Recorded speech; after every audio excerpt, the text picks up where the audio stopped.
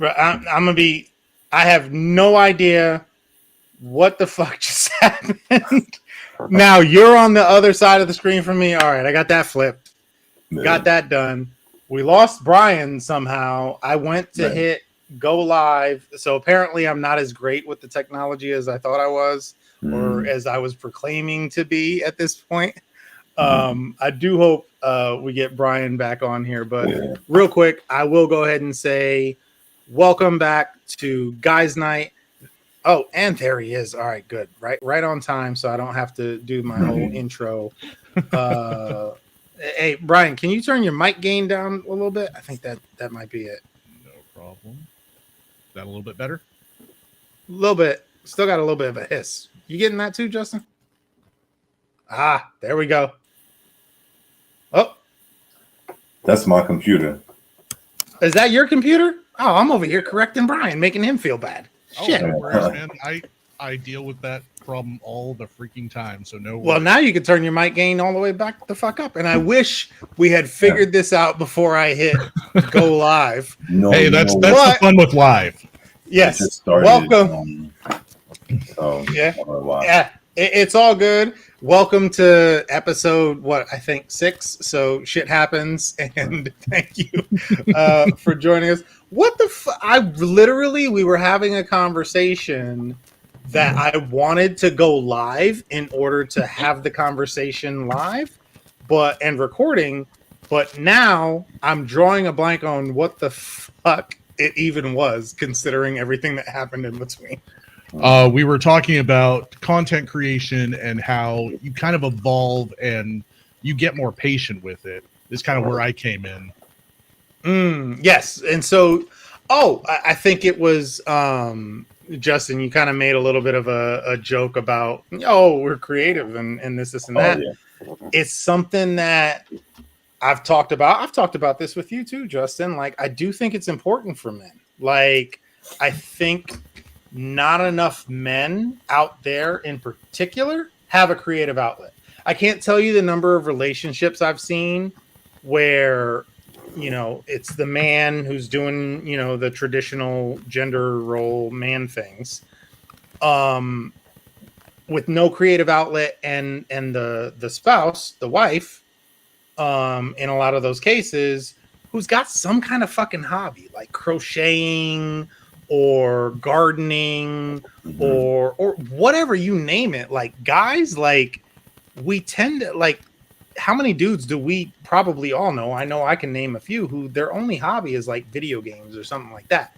Nothing against video games. I love video games. I wish I was more into video games, but that's not creation. And I feel like so many men are missing out on creating anything. And I think a lot of that comes from fear of judgment for what you create, which is something I still deal with to this day. 100%. That fear of getting told your stuff's not good enough or you're no good. Guys are super ego driven. I mean, which causes a lot more problems than just not being creative. But yeah, I think if more people in general were to explore that option that they're scared to do and get told you're no good at it, it would give them a little bit of an ego check and, maybe push them to be like, okay, I suck at this now. I'm going to get better. I think you just hit the nail on the head for something that, again, I think men tend to struggle with in general, which I think we've had this conversation, maybe even on the show about, is men don't like to suck at things. We do not like to be bad at things. Just instinctually. I agree, but I also think like we have to define what art is, what creativity is, in order to be able to like get an idea of like, what we're talking about, right? So I think what can be considered as creative or expression is a matter of like context and interpretation. So like, for example, I grew up, people wanted to freestyle. You know what I mean? A lot of folks like freestyling. Also, I think the way you dress is a form of expression. And absolutely. Very true. Fashion, I mean, one of the, core examples of art and creative expression. You're right. Fun- Well, are you really being artistic as far as you're a trendsetter and you're actually taking those risks and stuff, or are you just following a trend? That's not that's where a difference can really come in that fact, right? Or I not? mean, well, podcasting is trending, and so like Well, which is actually very much to my point, which is, are you copying another podcaster, or are you right. taking the idea and making it your own thing? The big I difference, mean, right? nothing is new under the sun. You know what I No, mean? there are no original ideas. Right, and I think All like right, well, yeah, just keep kicking me while I'm down. Whatever, fuck you both. I'm just trying to be like open minded about it. You know what I mean? I hear you. I'm fucking And so with it you. takes like a certain there's like acknowledging that people aren't creative and acknowledging when people aren't recognized for being creative for what they do, because we For all sure. add to culture in certain ways, and it determines like if that's accepted, if it's acknowledged, and through what medium, and who's the messenger, and all of those things. I think a lot of that too has to go with the culture we live in, especially nowadays, where it has to be visually defined. If you're going to be creative, with Instagram and social media, you have to have a picture of whatever it is you do to be creative. Where a lot of people, their creative energy isn't so much in something physical or tangible; it's in philosophy or poetry, things like that. That you're not necessarily going to be scrolling through Instagram and see a wall of text and be like, oh yeah, screw that. But that could be something life changing if you ever actually sat and read through the whole text block. Yeah, there's like this difference. I was at I started doing some work with an art collective recently, and we had a conversation just about that, right? Like the difference between like music and Mm-hmm. and other forms of like art that's like more tangible and easily accessible versus like the closed door stuff, like maybe the conceptual Yeah. and like the art studios where like you got to pay to get in, right? Mm-hmm. Versus like Banksy, right? Yeah. Like a guy who does art, but it's like out in the street and it's conceptual, so it kind of like blurs the lines of like of what we're talking about. But yeah, like I think like also, not to bring like yeah, okay, to bring color into it, I think, and also class, right? Like Mm-hmm. I think expression, yeah, we're worried about like how people view us, black men, working class men, worried about how we're viewed when we express ourselves. So like we're reluctant to, especially in like we did the podcast the other day, right, where we were talking about how men are viewed in the media, Mm-hmm. right? Are we taken seriously when I we was gonna say I did not get a lot of backup on. I was very my initial point of debate was not much of a debate at all. I got slam dunked on. Like, no, John, shut the fuck up. We do not have a problem. No, but go ahead. Yeah. yeah, I mean, I don't, and I think there's like, you know, men are the creatives, like they own, like, and it's strange, right? Like men own the media companies, Mm-hmm. men are Well, the, okay, and can I don't want to say challenge you, because I will say that just from the beginnings of this conversation, both you gentlemen are much more knowledgeable on this topic, and I will be able to admit that very easily just based on the initial parts of this conversation. Is it really that men are, however you phrased it, more creative, or is it that men are the dominant creatives? Just like men may be the dominant chefs in the culinary world, that doesn't mean that men make up the majority of chefs or people, putting their foot into the culinary world. It's actually mostly women. and I'm just asking that. I'm posing that question: is it more so that men tend to dominate fields that they may not even be the majority in? Well, I was gonna jump on that point too. I think it's more of the professionals, the professional creatives tend to be men because of the fact that, you can say that there is no patriarchy, whatever. There has been historically a white patriarchy forever, and it still influences so much culture today. So, and that's why you look at it, and most professional chefs at high-end restaurants tend to be male. That's why most art gallery owners are male. Media companies are male. Males are paid way more in movies and TV shows. And I mean, yeah, you could argue that there's a certain risk factor, especially for those who are in like action roles for getting injury or whatever, but that doesn't necessarily mean that they're more or less creative. It's more just the standards that have been set throughout our history, and especially the history of media in general. It's just men are men. Women are just whatever, but that's how it's always been. I don't know if I'd put it like that. Look at the 1950s media and tell me that's not how you would put it. It depends on the media that you're talking about. I mean, I have watched some of it. I feel like there is a... I'm not necessarily saying the media as far as the viewer saw it, but how the system, the studios and everything sit behind. And I'm not disagreeing with you. What I am saying too is that I feel like we are in our current society, especially, falling into this very true need to critique the past, but in some ways overly demonizing it.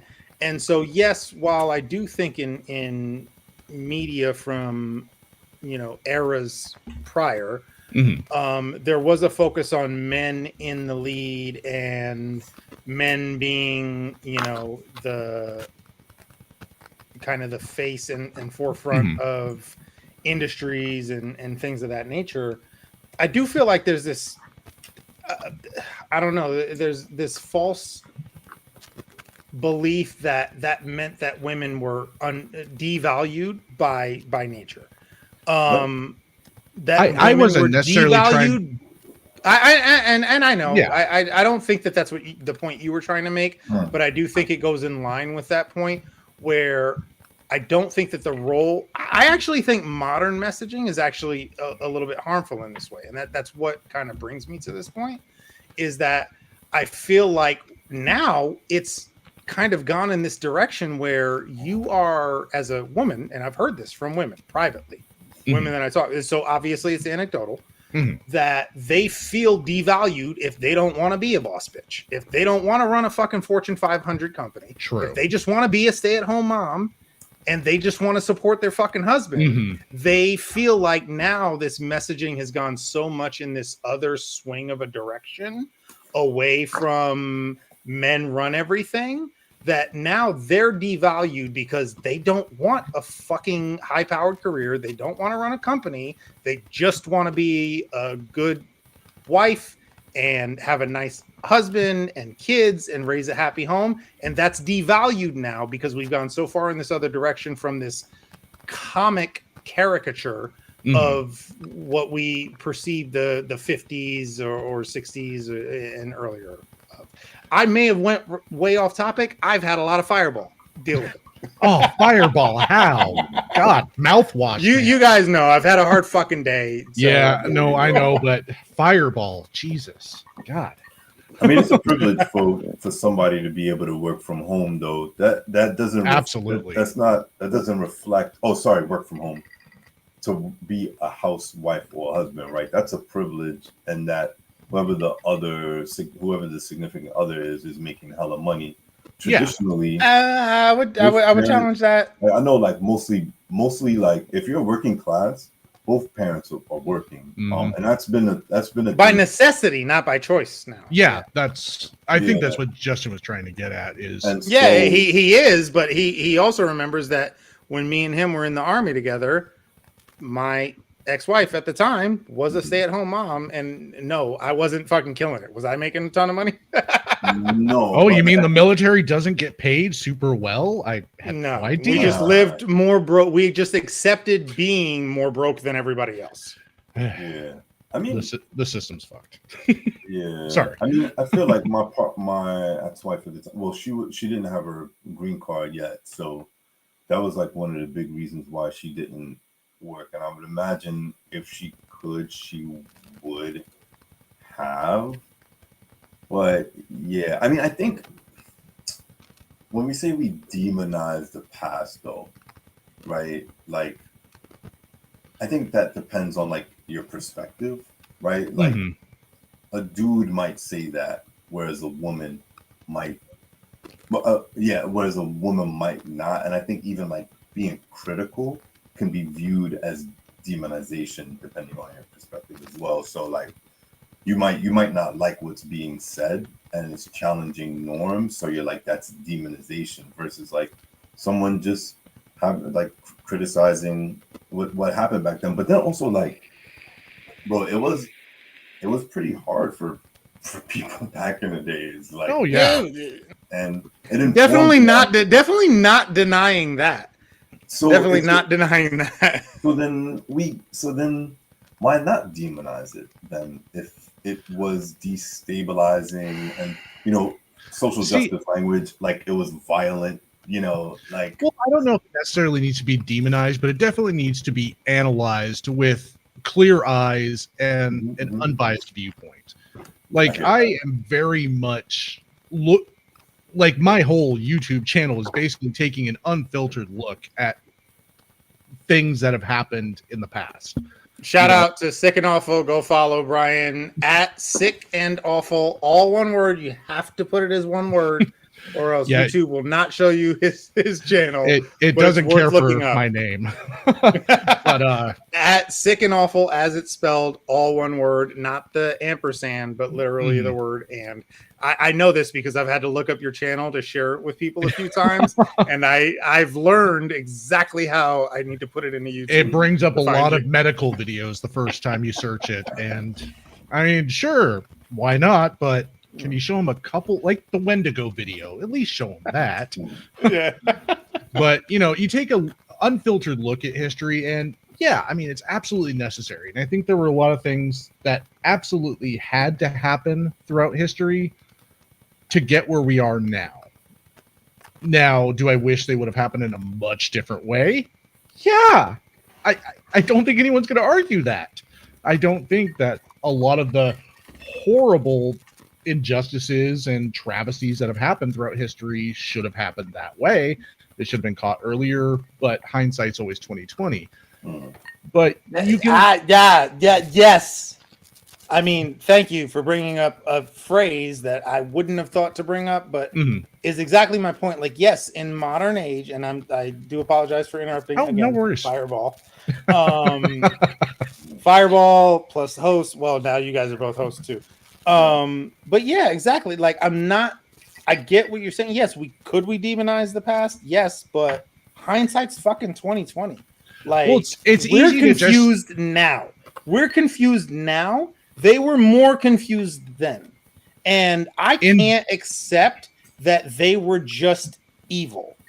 They were flawed humans operating on what they knew at the time, doing the best they could with the knowledge that they had. No, you have to look at it. You have to look at it all from... that one is personal for me. That one is personal for me. No, how I look at it is you have to look at it from the context of the time. And like the 1950s, you're coming out of the 1930s and 40s with the absolute worst in human society. World War II, the Great Depression, people literally starving to death in Central Park. And you get into the 50s. Not only the worst, but also the best. Fighting back fucking fascism. Some lessons that could be used today, but yeah. But you look at it, that led into the 50s, which kind of came around the idea of the nuclear family, the reemergence of the American dream, the house with the white picket fence and the 2.5 kids, the dog, the cat, and the car in the driveway. And then you got into the 60s where those people were starting to realize, hey, this whole nuclear family, this idea that dad should be in charge of everything and beat us if we don't listen, that's kind of a effed up idea. So let's try to change that idea a little bit. And then you have the chaos of the 60s, the cocaine of the 70s. I mean, I think we could leave the 70s at just 8 balls of cocaine and disco. That kind of wraps up a lot of the 70s. Honestly, I will say, like, if we all could go back to a decade, I might choose the 70s. I hear that. But I don't like know the if I'd 70s want to is go like- back. I need the medical care we have available today. I've got a new older friend from the hippie era.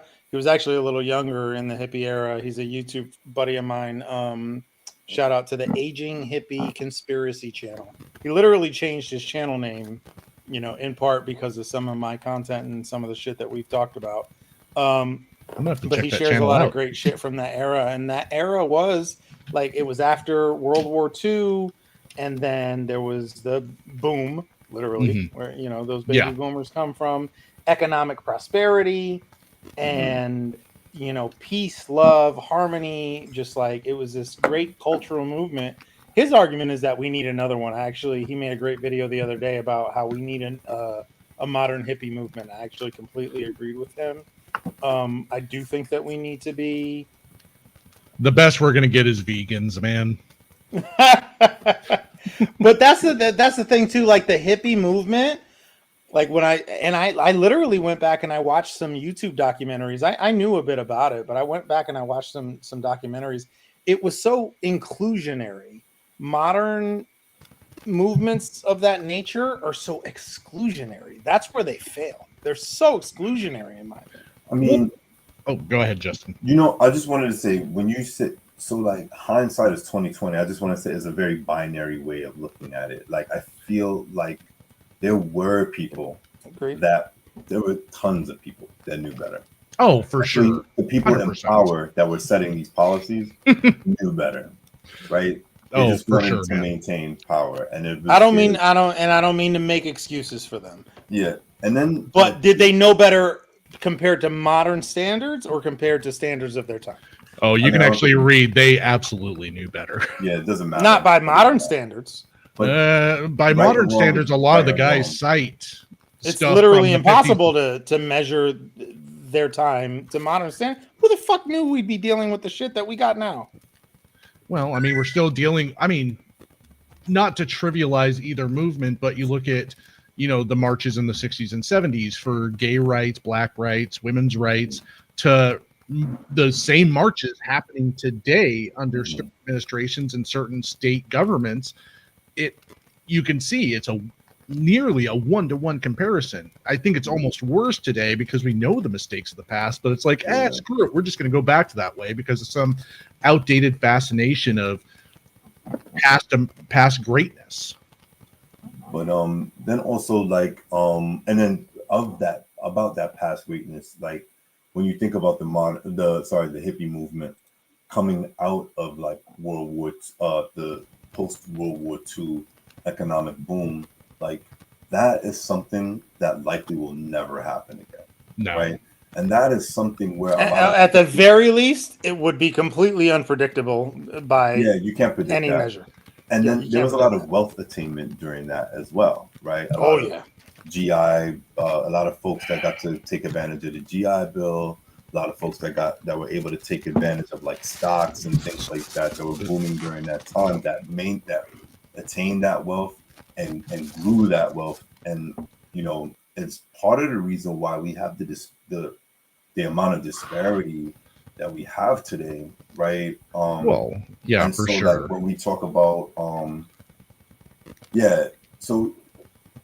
revisionist history is like we got to be careful when we do that, because there is that what, and I'm not saying this like combatively. I'm literally asking you because I want to know, is that what you feel like I'm doing, is revisionist history when I make those statements? No, I guess I think it's a perspective, right, that doesn't capture everything, but I think it's really hard to capture everything.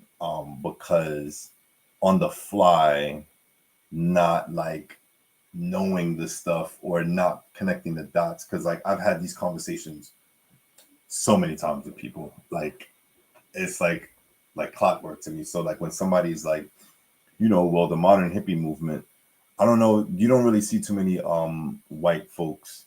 The only black people I see in the modern hippie movement is Jimi Hendrix.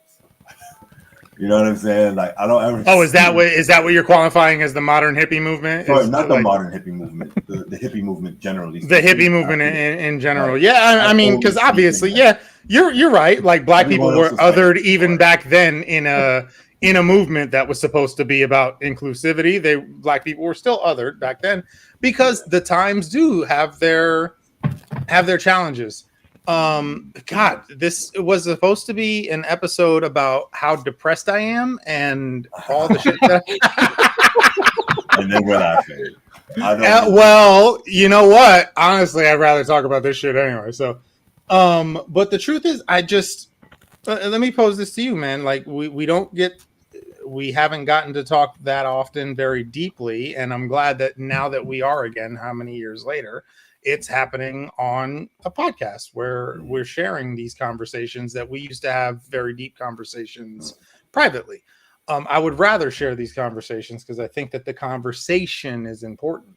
That said, with all of the faults, again, you've served this country, you're a vet like me. With all of the fault, who did it better? What do you mean? Who did it better? Who did it better than us? In what way? It did what? In every way that we measure our failings as America. Yeah. Who did it better? Yeah. So can you even go to another country and see the diversity that you see here in America in another country? Why do you think that diversity is here? What's the because of our policies? There's pros and cons to those policies. Have you ever heard of? Yeah, I'm not denying that. I'm not saying that. Yeah. Hey, slavery is good because look at our black population. Have you ever heard of blowback? There's a phrase called blowback where like policies, specifically foreign policy of the United States, that's used to maintain strategic dominance or like to maintain like access to resources like that, is used to like suppress like countries. So like through free trade, through the war on drugs, through the war on terror, the Cold War. Right? And again, I will admit, I have not heard that term, but I know what you're talking about. We both worked in aspects of the government. Yeah. What country isn't doing that actively? But the thing about, have you ever heard of American hegemony? Like there's like a way. And what country, if they had our capabilities, wouldn't have done it?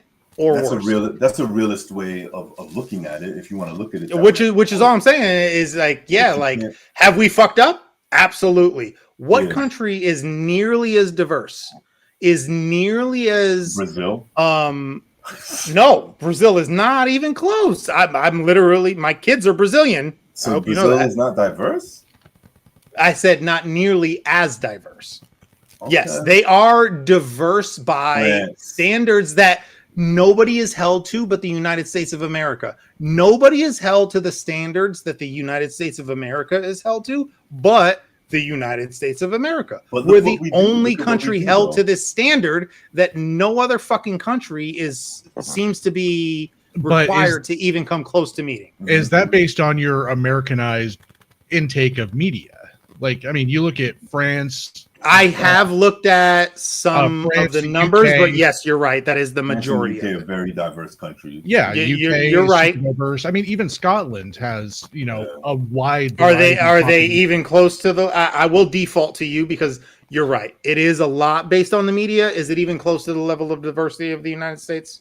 France is pretty diverse, bro. Yeah, I will default to your opinion on it because I'm not going to sit here and claim to know something about something. Well, you can read Parisian news, and they have a lot of the same like byline articles that America has. It's this population is being oppressed because of X, Y, and Z reasons, or there's not enough representation of this population, even though they have this much population in the country. So you can kind of tell that there is a massive amount of diversity there to the point that they can start having the first world problems of there isn't a name your race superhero or main character on a television show. Mm-hmm. And France is like, in a lot of ways, if you look at what's happening in Which isn't that also like the population of like less than the northeast of the United but States? it's still pretty diverse. I wouldn't I'm not arguing against the diversity point. I'm just saying like when you use that argument though, like you're minimizing. It's not an. You're Right, well, I guess it minimizing is an like argument. My France's bad. impact because France, there's a whole bunch of former French colonies right now in Africa that have had coups. Right? A bunch of francophone countries that were still under the influence of France, still using francs, still speaking French. Wait, does that?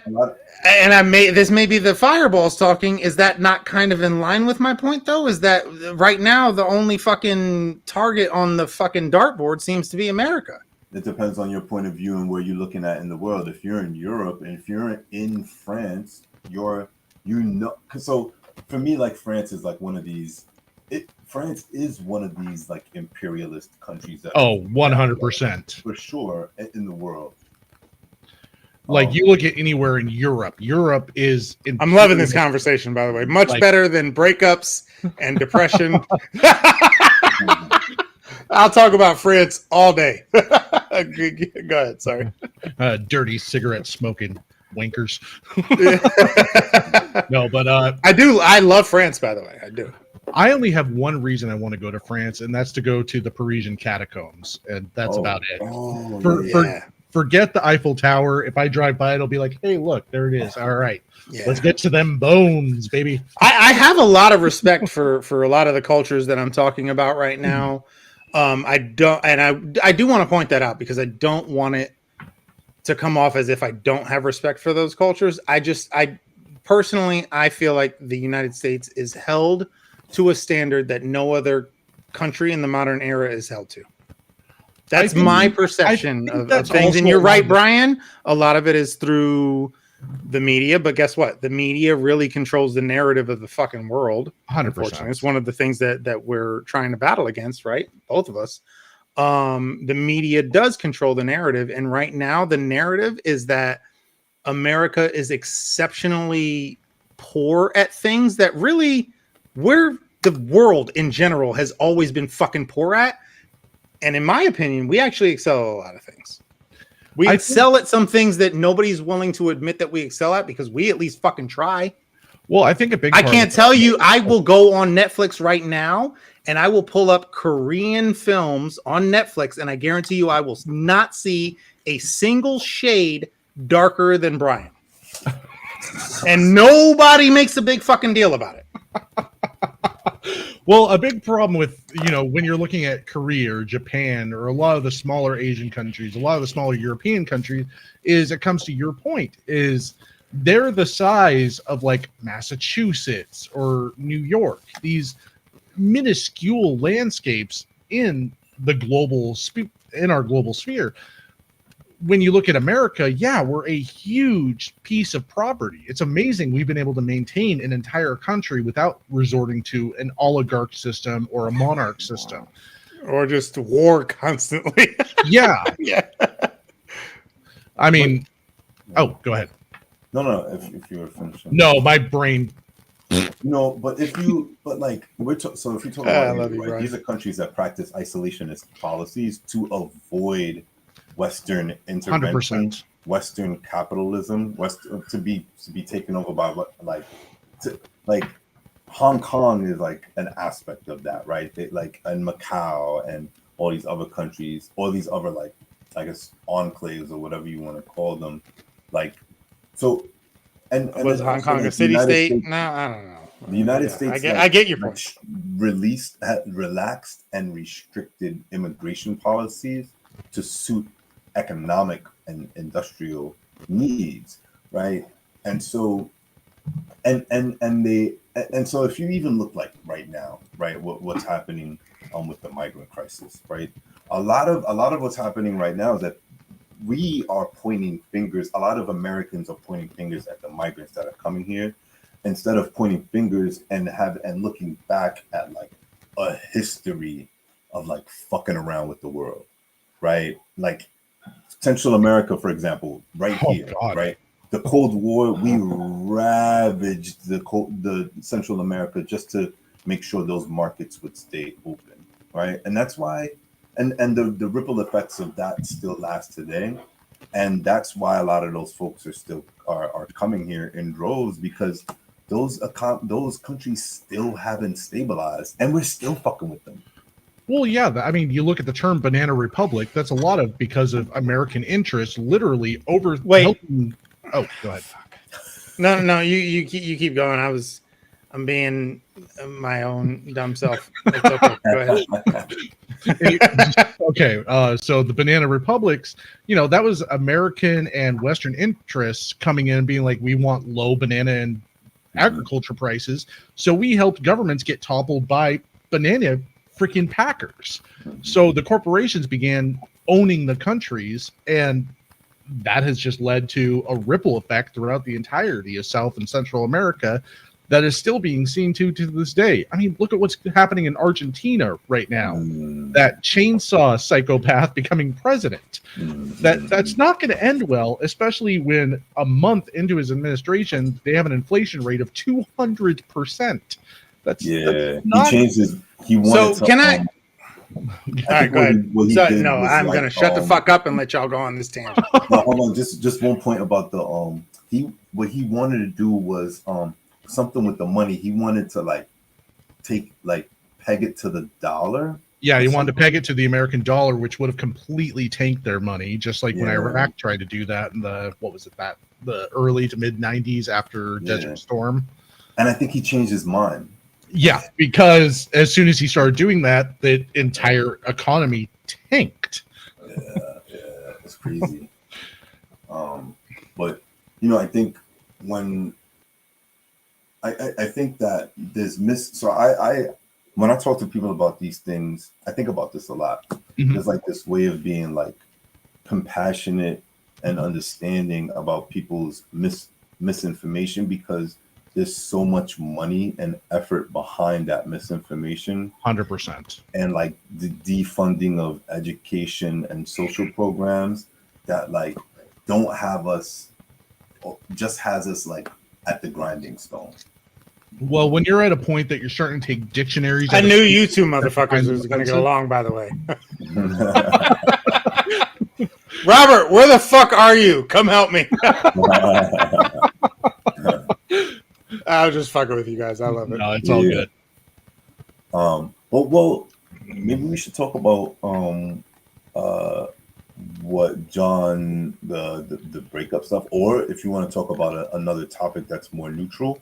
Well, it's not necessarily. I do appreciate that. It's not necessarily about being neutral. I will say, as fun as this topic has been, that yes, there was something that I wanted to talk about personally. I will say though, I'm not going to let it end there. This is a podcast and a show where I'm going to let the conversation be the conversation. I don't give a fuck what it was supposed to be. It is what it is. And this is not the channel where I care about whether or not, I get followers or we get views or whatever. Mm-hmm. Maybe someday. But at the end of the day, I just wanted this to be guys' night where guys can talk about whatever the fuck guys want to talk about. That said, I am curious, though, because you mentioned the migrant crisis, right? Mm-hmm. And so this is one. Before we move on, I do want to get your opinion on this. This is one where I've told you I'm ignorant to it. Like, it's not a thing here where I'm at in Texas, as far as like a hot button topic where, I go to work and people are like, hey, did you hear about this shit? Right? Like, I'm in Austin, Texas. We don't have a lot of migrants. Maybe down in Houston. Because they're busing them out of the state to New York City, to places like New York. Well, I'll tell you, wherever they're busing them out of, they never make it to Austin. Austin's the whitest city ever. Like, there's a reason. Honestly, it annoys the shit out of me. Like, literally, like, I love Latinas, and I can't match with a Latina to save my life. Oh my God. So many white girls. Sorry. What, you don't Can't like cancel Ugg? me because You don't I'm like half- Ugg boots and Starbucks? look, all right, I'm half white, so I can say what I want to say, and I'm getting tired of the white girls with the chocolate fetish. Fucking leave me alone. I want the Latinas. I'm with you, I bro. swear to God, I gotta swipe left 20 fucking times. Jesus Christ.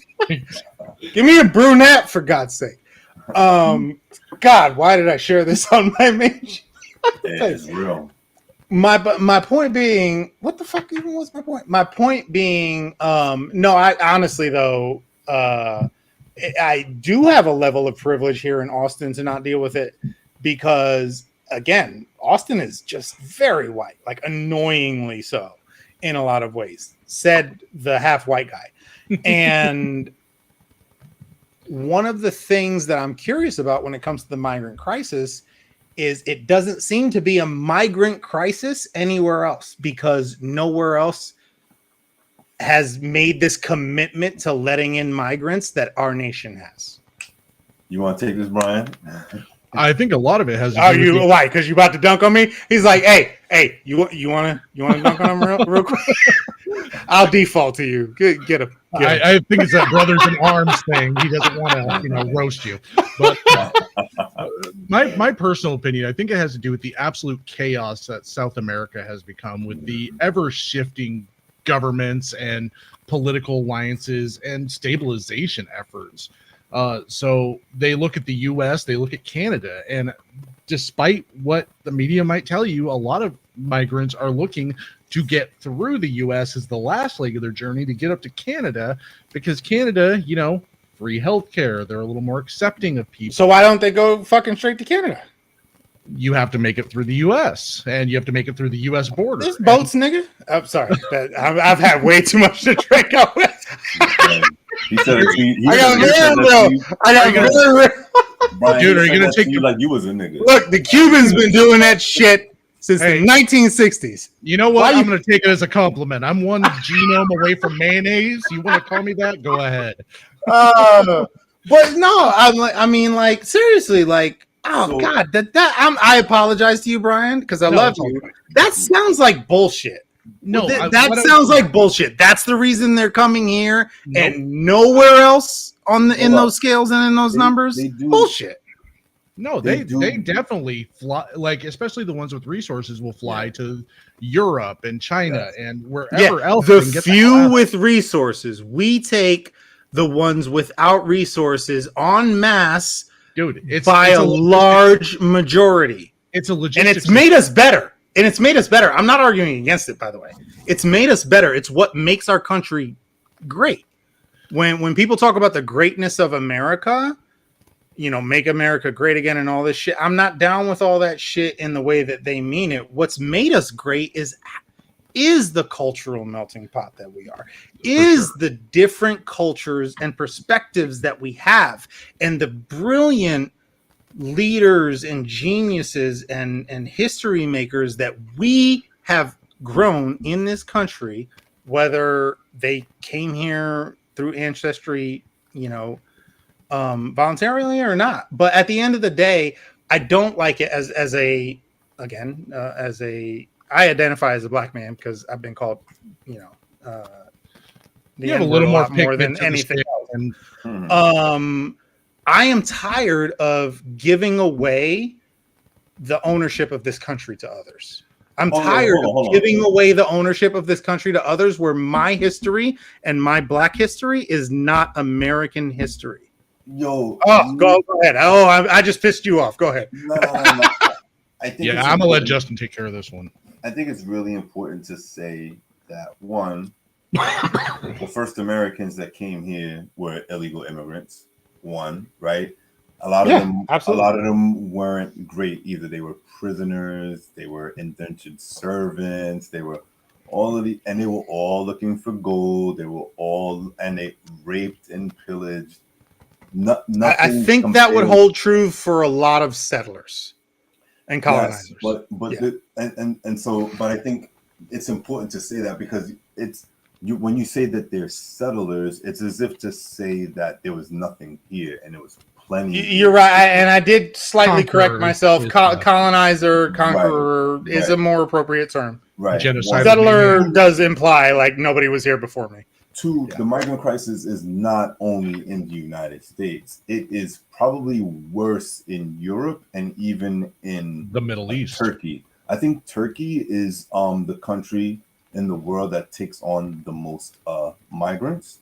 Per capita, I'm guessing. Sweden, maybe Sweden or Ireland is like. And this is why I asked, because honestly, I didn't know the real answer. So right now it's becoming.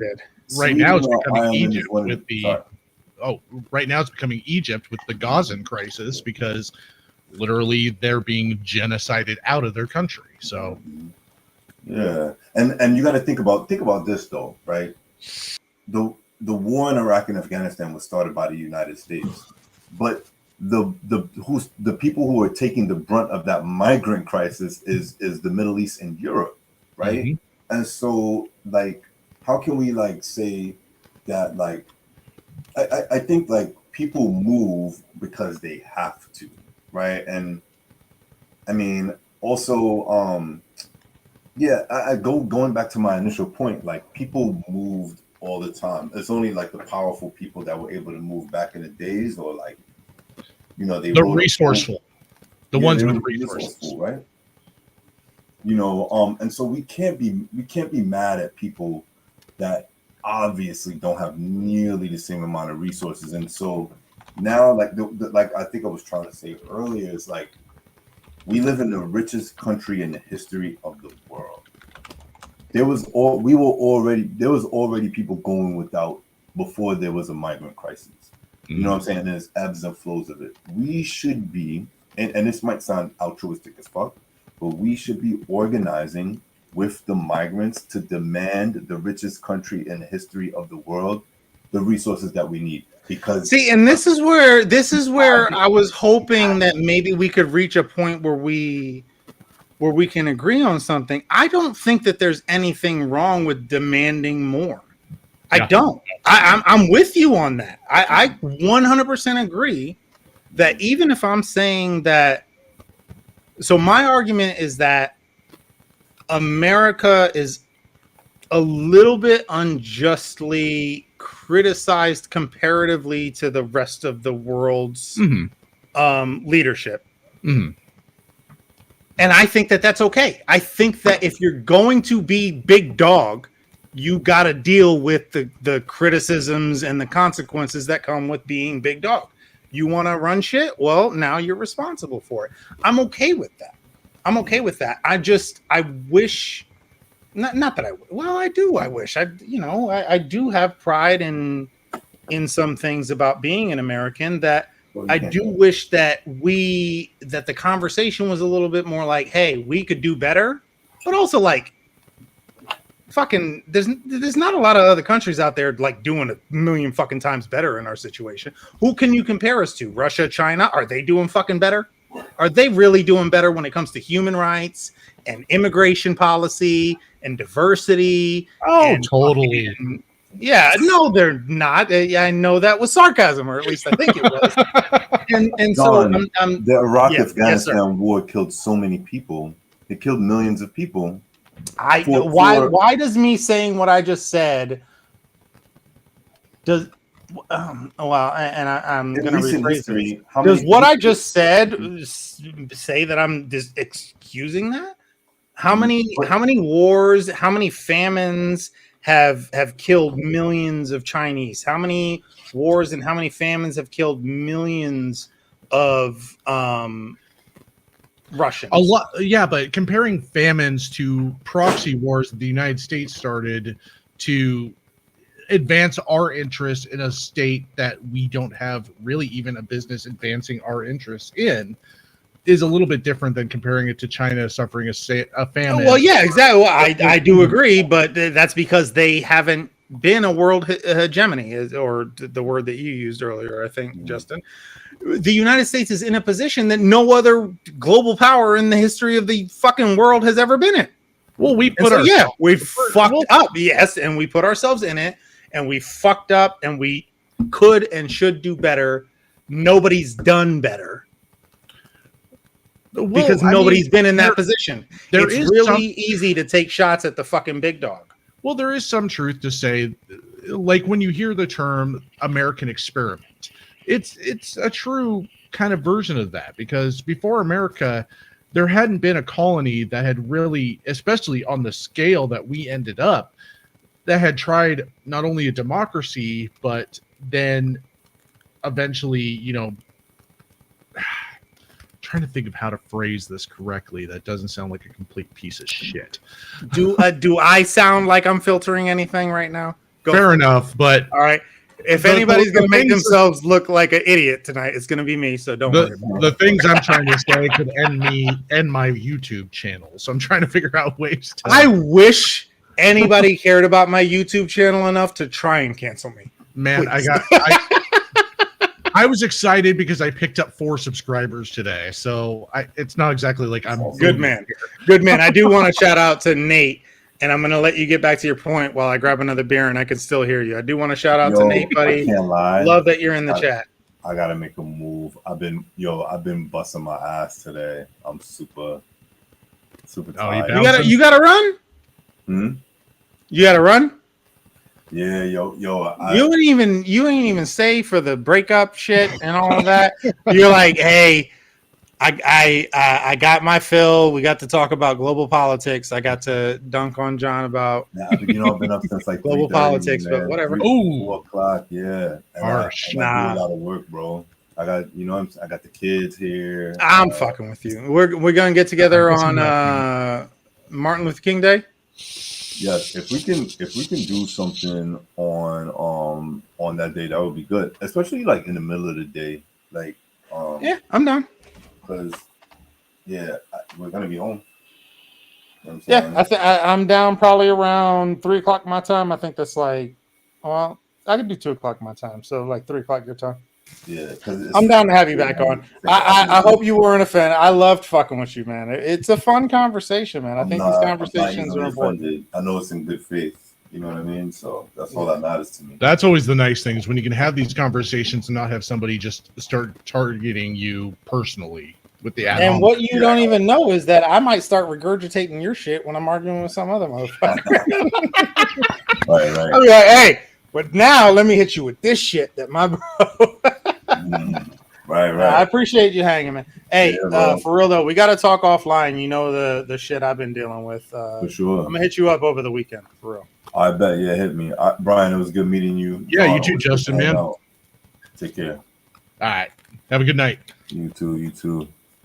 All right, Brian, you go on your fucking what? Come on, man. You're a host now. When you say bye, you have to actually hit the button and say bye. Hey, I'm still technically a guest, so I could just bounce.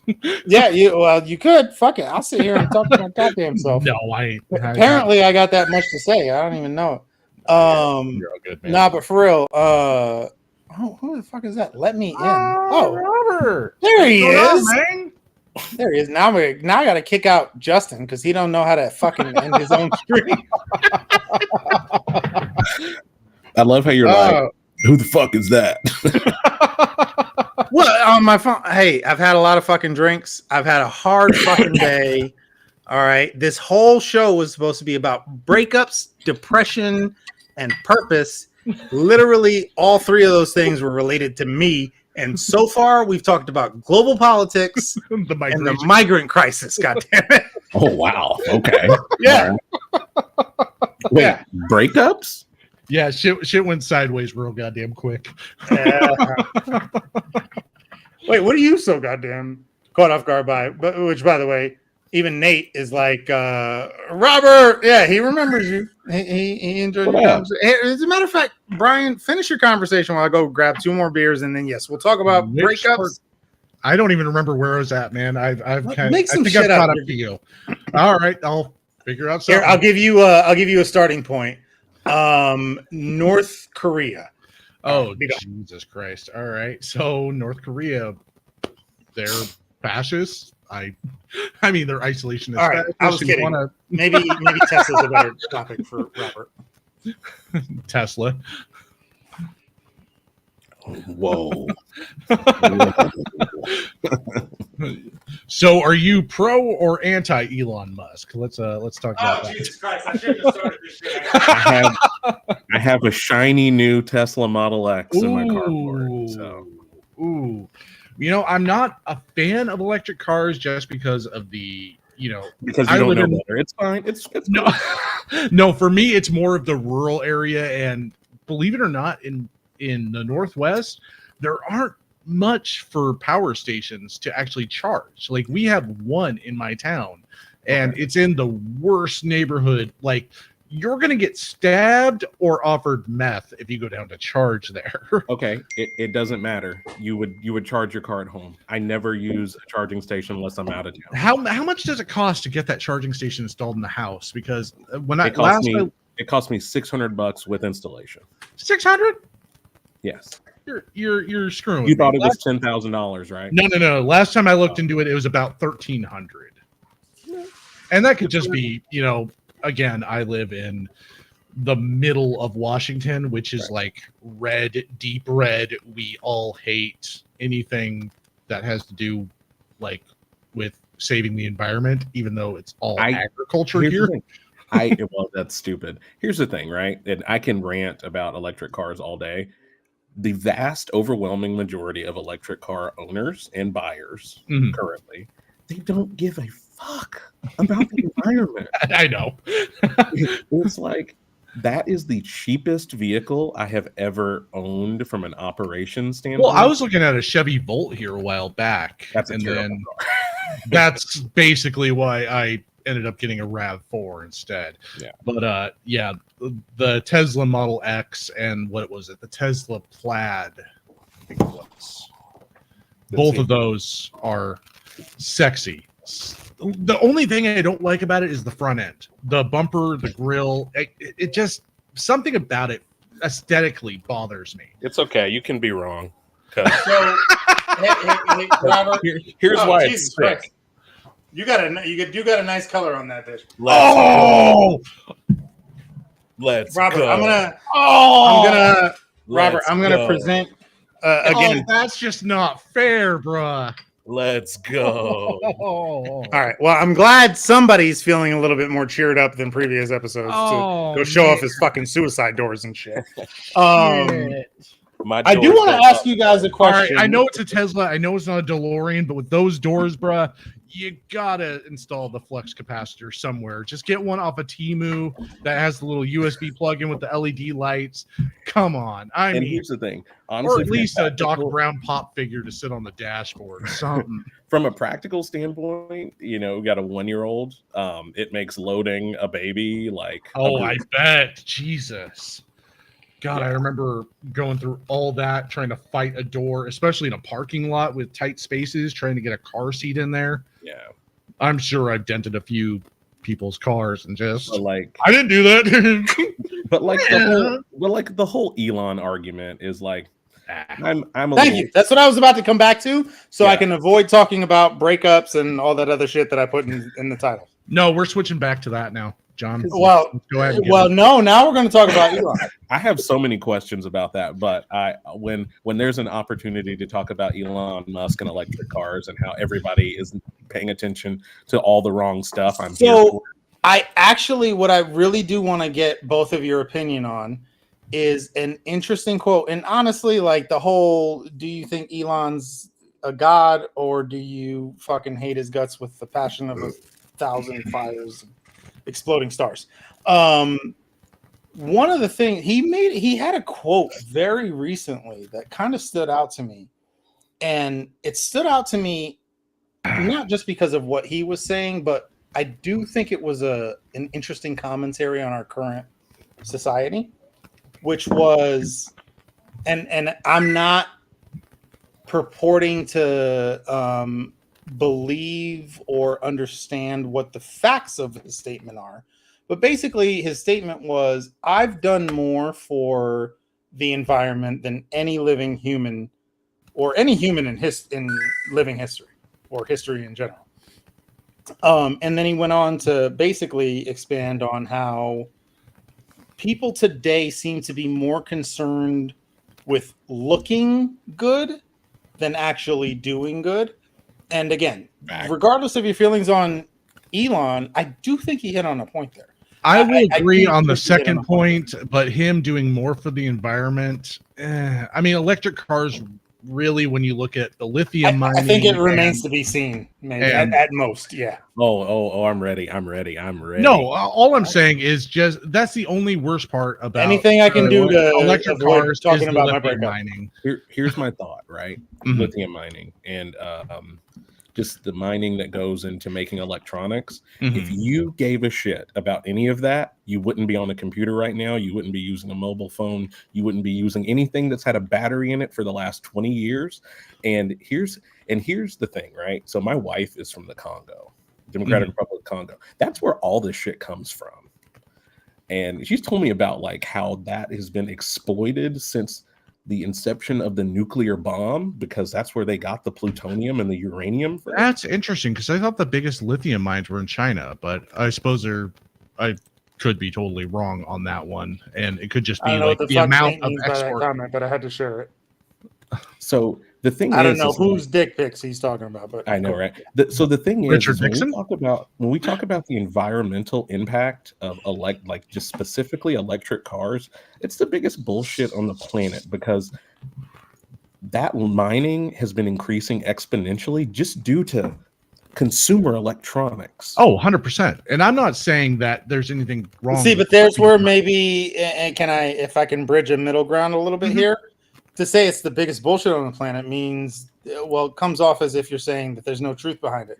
There is truth behind it, which is, well, from my perception, as somebody who really doesn't have a Hold on one second. horse in the game. Mhm. Oh, how dare you use that excuse? There is truth behind it, which is like how some truths are used so insidiously, is when there is truth behind it. And then therefore it's used, I use the perfect word, insidiously. Like it's the truth behind it is how it's used because, oh, hey, you can fact check it. And yes, there is truth behind that statement, but that doesn't get the whole fucking context of he's not the first one. See, how I look at it is I really don't give a fuck because I'm a nerd. Of course, I'm using computers. I am benefiting from the excess mining of the, exploitative corporations. But the difference is I'm also not saying I'm a Greenpeace activist and I want to save the environment. Yeah, I like going to the woods. I pay, the fees in Washington State to help maintain the parks. But I'm also not being Al Gore here and going, oh, the environment's the most important thing in the world while I fly around on my private goddamn jet. I admit my part. I drive a semi for a living. Tell me that's not pumping out a shit ton of CO2. I'm never going to pretend that I'm But relative to its impact on the economy, it's minimal. Oh, for sure. But I still think if we invested into hydrogen engines, we could. That. Oh, no, Jesus. That was a very aggressive. No, I might have to bleep that. I don't think we've had that aggressive about on this channel. You know what, John? Well, I apologize to your Brian. Do you know how the hydrogen stuff actually works? Yeah, it would require so much infrastructure. It is impossible. All right, I'm gonna like I don't care about infrastructure. We're just talking about how it works. As far as how a hydrogen combustion engine works, can I, as the host, I apologize, gentlemen. I'm going to interject here because I do not want. We're getting a little too into the weeds. Into a half an hour of how hydrogen works. Fair enough. Hold on. I'm going to get my. Would rather not. Now we can talk about my breakup and my depression. Robert, I think we've depressed him enough to actually. If that's what we have to go to avoid talking about how hydrogen works, I think that is the right call. Actually, before we change subjects, everyone that has an issue with electric cars within 10 years will be driving one, and they will wonder how in the world they ever made it without one. Oh, dude, I want one. It's like I said, right now it's just I'm a broke bitch and I'm looking for a new car and I'm hoping to keep it under 10,000 because again, Baroque bitch. Yeah, I mean, honestly, I've driven in Teslas only as an Uber rider, and it's always a great experience. And The only at the complaint end of the about I day, have Teslas is the front end, just that bumper and front end look to it. That's the only complaint I have at the about end of the day, right now, I literally start my Hyundai 2017 Hyundai Sonata with a USB cord, literally, because it got somebody broken tried to steal into. it, right? Yeah, somebody tried to steal it. The Kia boys. It's a whole fucking meme. I literally have to get into my 2017 Kia Hyundai, start it with a goddamn USB cord, and hope it doesn't shake apart on my 30-mile drive to work. So Your I'm insurance not. company didn't fix it. I don't have high standards right now. Well, dude, it's a Kia. I mean, Kias are great cars.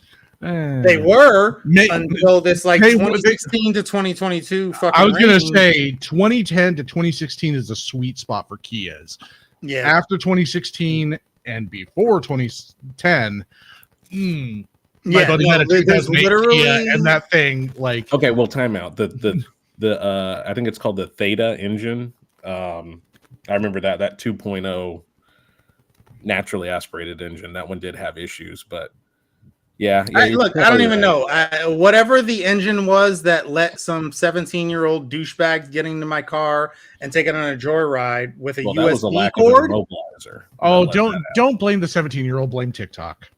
Yeah, well, TikTok and my own dumbass for leaving it unlocked. Yes, I admit some fault.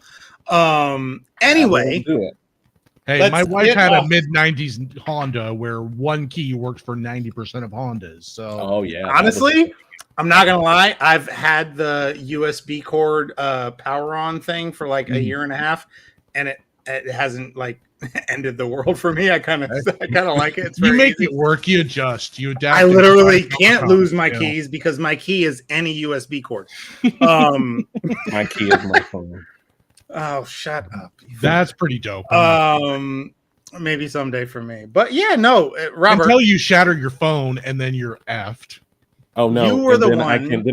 I can start it and unlock it with my. Oh, mom. Jesus. God, be more techie. I'm Yeah, no, no. envious. I really want a smartwatch. So That's I'm, the just, I'm battery just speaking power. out of I'm speaking out of sheer jealousy. Let him have his fun. This is his fun. It is. His fun is his tech. It is. But I can seriously, control all the things from here. It's great. It's oh amazing. Jesus fucking Christ! I'm trying, Robert. You're the one who said you wanted to talk about this other topic. For the love of God, You want to see how much it's cost me to drive? no. 73 cents. Jesus Christ! I'm gonna go take another pee break.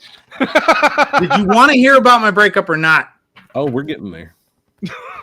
Robert's got to talk about his Tesla for a little bit longer, and I actually want to hear about it because eventually I'd like to. In the year. Wait, you want to hear about what? My breakup or his Tesla? Either or. Oh, Half of fuck one, you both. six of another. Jesus Christ. Fucking done. Whatever. Hey, I'll be over there fucking. In the getting drunk. entirety of 2023, Mhm. I spent $560. Jesus. I pickup just I'm want to having put to back on drive- stream when Nate said, John, let's go. And that was 15 fucking minutes ago because you guys are still talking about Teslas. Oh yeah. Hey, I'm Nate. I got this conversation started as a joke. Nate, calm down, Don't bro. joke. Don't joke with me and nerd things. Yeah, I know. It's actually part of why I love you, buddy. As a matter of fact, actually, before we do jump into another topic, I do want to talk about you because we've got 3 creators here on YouTube. Sorry. Oh, Jesus Christ. Hey, I'm talking about another thing that you can brag about, asshole. I'm sorry. We're 3 creators, and I'm giving you a different chance to brag about something that you actually created, which is your fucking YouTube channel, man. You blew up last time we were on the show. I don't know if it will meet the blow up standards by your fucking standards. You got some high fucking standards, but how's it been going, man? Are you still seeing that growth? Brian, I don't know if you saw the episodes, but we went through a range of episodes with Robert where he joined for the first couple of episodes, and he was kind of like, he was coming off a little like on the down energy kind of level. Mhm. And then on this very last episode that he was a part of, all of a sudden his energy level started to pick up, and it was because his YouTube channel that he put so much fucking work and so much effort into really started to get some traction out of nowhere that he had put so much work into, and he was so thankful for. I don't know if he'd put it in those terms, but you know, I feel like that was the case. I mean, how are you feeling now? It takes a lot of like the pressure of rejection off of me. Like, look at this graph. Like, all right, well, at least you're not showing me fucking Tesla stats. All right. I mean, can we go back to the Tesla stats? That's making me depressed. No, but actually put that back up, Robert, because I do think this is important, Brian, for both of us. Look at the flat line compared to the just out of fucking nowhere jump. That's great. That's actually encouraging to me. Motherfucker, I wish I had some whiskey.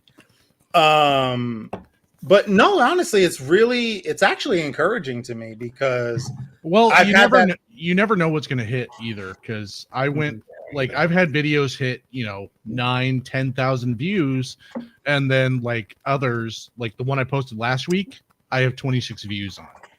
Which, granted, it's on reptilian conspiracy and how it related to January 6th, so I'm sure there's a very niche market for that, but. You just never know what's going to hit. Oh, so we out here, huh? Okay. Have you not seen his channel? Yeah, his channel's very fucking out there. Like, honestly, dude, like with your niche, like you deserve more views, but like don't get too fucking disappointed when it's the niche of a niche of a niche.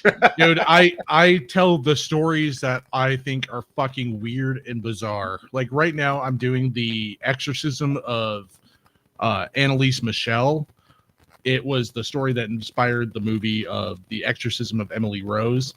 And oh my god, one of the greatest fucking horror movies of all time. Right. Ladies and gentlemen, if you've got a top 5 for Halloween fucking movies, I would put The Exorcism of Emily Rose over The Exorcist. Which they were pretty obviously they dramatized some of the events, but it is pretty close to the real story. It is a horrifying story. But I would say it's the second best movie with an exorcist in the title. The Exorcist, obviously, being the 1973 movie being the best because, yeah. I mean, I'm not like a huge. Yeah, I remember. I'm still wearing my Halloween shirt, so I'm okay with like The Exorcist. Like I appreciate it for like what it is, but like it's not way up on my list. But like I get it. I totally get it. All right, so we are an hour and 12 minutes in. Should we at some point maybe even touch on the topic that I am going to mute so John is uninterrupted? I don't want to be uninterrupted, honestly. Like, this was supposed to only be Brian is correct, and apparently Robert only watches porn. I don't know. You're taking dick pics and you only watch porn. I have a feeling I know who that is. John, I have another one. Robert, I have Jesus Christ. Stop. All right. So glad you don't have Robert, what did you want to know about the topic that I brought up tonight? Because I thought I was going to be able to share about me and my emotions and the shit I'm going through and all of that, but apparently not. No, what happened with my cousin breakup? Who the fuck? What the fuck? Is that Gaston? I have no idea. Whoever it is literally changed their name to Facebook user. Wow. I have a feeling I might know who that is. No, what you can take your break, Robert. What happened? That's fuck am I talking about, Brian? I thought it was all going really well. Oh, with my relationship? Yeah. Yeah, man. Yeah. No, I'm not gonna lie. All right, this is gonna bring let's shift gears down a little bit. It was. I don't have. It was gears. going. I'm so sorry. Last one. I promise. No. Oh, God. Sarcasm is how we all get it. So. I don't even understand enough to have gotten that joke, and you could have let it cars go. Don't have gears, so yes. Well, now I get it from context clues, right? I'm sorry. Last one, I promise. Anyway, please. Yeah. No. I know even in the on my main Facebook page, in the men's private group that we're all a part of, and everywhere. I've shared a lot about that relationship. And it was a very important relationship to me. Very, very important, which is why I'm going through a really fucking hard time right now. I'm on here, I'm laughing, I'm joking, I'm playing host John. I'm fucking hurting, guys. Like I'm not even kidding. I know. That's why I've been trying to be as silly as I could, man. I know you're in a dark spot right now, but I don't know all the details, and if you share as much as you feel comfortable with, because you know that's what this space is here for. And so yeah, like I shared a lot about it, and it was an important relationship for me. And the worst part about it is that I'm the one who chose to end it. I'm the one who chose to end it, rightfully so, I think. And it's because I finally had to make this choice where it was in a lot of ways between the relationship that I was in and pursuing what I feel like is my passion and my purpose in life. Mm-hmm. And the two just could not seem to go together correctly. And in all honesty, I'm the one who chose my passion and my purpose over love and a relationship, and a relationship that was very. Are you comfortable elaborating on that? Because yeah, go ahead. What do you mean? I mean, like what passion or like what was going on that was just incompatible with that with you getting what you need and that relationship continuing? I'm trying. I'm also. This is a public channel, and we're still friends. For sure. So I do want to be respectful and all of that. So yeah, right. I'm not being diplomatic out of like some. Just not wanting to reveal too much pussyfootedness of sharing forever. Openly, but more out of just respect for somebody that I do care about and somebody that I do love. The person needed more from me and deserved more from me than I could give them, because I can't make anybody else. If I'm going to pursue what I want to pursue and what I feel like I'm driven to pursue and I need to pursue, nobody else is going to be the priority above that. And for Does it most have anything to do women, with content creating? Yeah, it has to do with content creating. Okay. Just in general, nobody can be. And for the first time in my life, I'm not putting anybody above what I want for the first time in my life. And that is hard to do because I've spent my entire life putting people on a pedestal and making them the most important things in my life. And I'm literally editing a video about it right now, that is setting yourself up, or I've learned that is setting myself up for disappointment, because people will never be able to match that pedestal that you put them on. And for the first time in my life, I refuse to put anybody higher than what I want and what I need. And that is not cool for somebody who's, and it's also not fair for somebody who needs from a relationship to be on that pedestal. I do think that people look for different things in a relationship, and some people just want to be somebody's partner, and some people want to be somebody's everything. And I can't make somebody my everything right now. I've been making somebody else my everything since I was 16 years old, and I'm fucking done. Well, dude, you already have somebody who's. Just speaking as a dad, I imagine you already have somebody who's your everything. Your girls, you know, like that's going to be. Can I be a little honest with you? This is not going to come off very maybe even popular. I already know where you're going. Even that. Well, yeah, me and Robert, me and you have spoken about this. Even that, since I've been a dad since I was 16. Fair enough. Nobody has mattered more I've never mattered more to me than anybody else since I was 16 years old. And I'm tired of it. I'm tired of not caring about myself above all else. And as hard as a conclusion that is to come to, and as difficult as it is a thing to struggle with, it's also for the benefit of the people that I love so much. My kids suffered because I constantly placed their needs above my own. John, if it makes you feel any better, I'm sorry to interrupt, but if it makes you feel any better, I'm fucking ranting. That is something that I mentioned in the Facebook group. I said I have started therapy, and it's been fucking awesome. And it's one of those things that me and my therapist have talked about is since I was a kid and with the abusive, narcissistic, situation I was in, that I've always had to look out for other people's needs and worry about everybody else.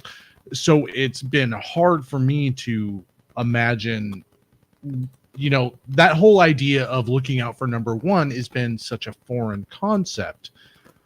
So for you to make that move isn't a bad thing, man, especially if you've been doing it since you were 16, about the same age I started doing all that. It's gotta hurt. I can't imagine how bad it hurts. It's not just and it's not a bad thing, but I've not encouraged. You're supposed to, as a man, and again, this is part of why I specifically talk about men's mental health, and I do think that there's a difference.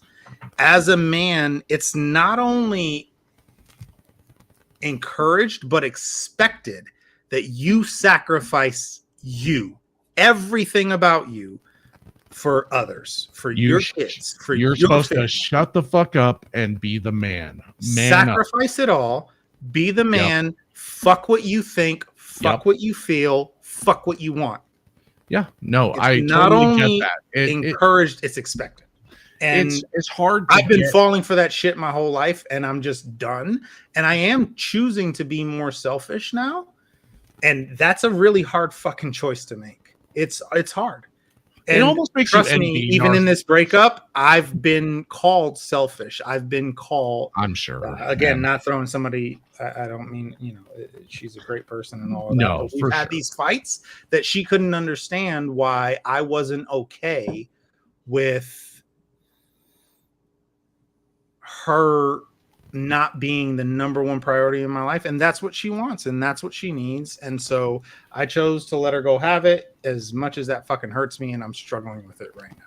The thing is, man, she does deserve it if that's what she wants. Not every partnership is going to be the Disneyland, like, sorry to put it in this way, but that Disney happy ever after, and the problem is we all assume that once we fall in love with somebody or with somebody, that it should just be, that should be enough. But there's always going to be that balance of finding our personal priorities and I love this person, and see if they can meld. A lot of people are lucky enough, and I think everybody is lucky enough to find that at some point in their life. And I'm sure you will, dude. So I'm so sorry. I don't know. I honestly, I don't know if I want to now. Like, that's the other part where I'm like accepting this. I feel like maybe I should be willing to accept a level of loneliness that I'm now feeling, that I need to maybe get used to feeling, because I also feel like if you're going to enter into a relationship, there's an unspoken kind of agreement that this person is going to be a priority in your life. The cliche line not is a priority. And the cliche line I've always heard, and that means I have to be alone, and that's hard. Well, the cliche line I've always heard is you got to fall in love with yourself. And I mean, that's true to a certain extent, but I actually like the way Chris Porter, I don't know if either one of you guys have ever seen his stand-ups, how he put it. He talked about his parents and how his dad was just happy his mom stuck around, and he'd constantly tell her, I'm just happy you've been hanging out for this long. Hopefully you keep hanging out. You don't want somebody that absolutely needs you. You want somebody that wants to be there for you, even when you're not going to be 100% present because you have your own things to handle. If that makes sense. I don't know. I think I finally reached your level of fireball with Samuel Grant. It does make sense, but also like I acknowledge too that like I'm this fucking weirdo in the dating space, and so you guys have seen the person. You guys are Dude. I have looked at Tinder and stuff just for research on videos, and when Jen finally wisens up enough to leave me, like she finally gets enough of my shit and will fucking runs, I am fucked. Like there is no way. For one, Jen loves you. I love Jen. Shout out to Jen. She fucking loves you. But the truth is that you're right too, though, because I know you and your family life and your history and all of that. You'd be entering the dating world if you were ever to enter the dating world a lot like me, where I'm a weirdo. Like I don't date women who have anything in common with me because they don't exist. Well, it's almost like in a large percentage because I'm a 38-year-old man. I'm a very handsome, young-looking man. I've got a 22-year-old son who he turns 22 next month. I've got a 19-year-old daughter who's turning 19 on her next birthday. And my youngest child is 12 years old. And I am this handsome, young-looking motherfucker. And so I end up meeting women who are just not on my level because guess what? I'm a fucking anomaly. I'm weird. I'm that guy who had a kid at 16 years old. And now I'm in the dating game at 38. And bruh, at least you have the handsome thing going for you. Look at this. That I have weird going for me. I guess that's I'm not all I confused. have. That doesn't sound that weird to me. I'm just wondering why that's. What do you mean? Like that situation, like being relatively young and having kids that are older. No, being because it's very hard to build a relationship with somebody who doesn't have those kinds of things in common with you. I think most parents would agree that it's really hard to date somebody who doesn't have kids. Now, take that and then expand it on not only is it hard to date somebody who doesn't have kids, but even the women my age who have kids, their kids are 3 or 5. I've literally got a child that I can go out and have drinks with.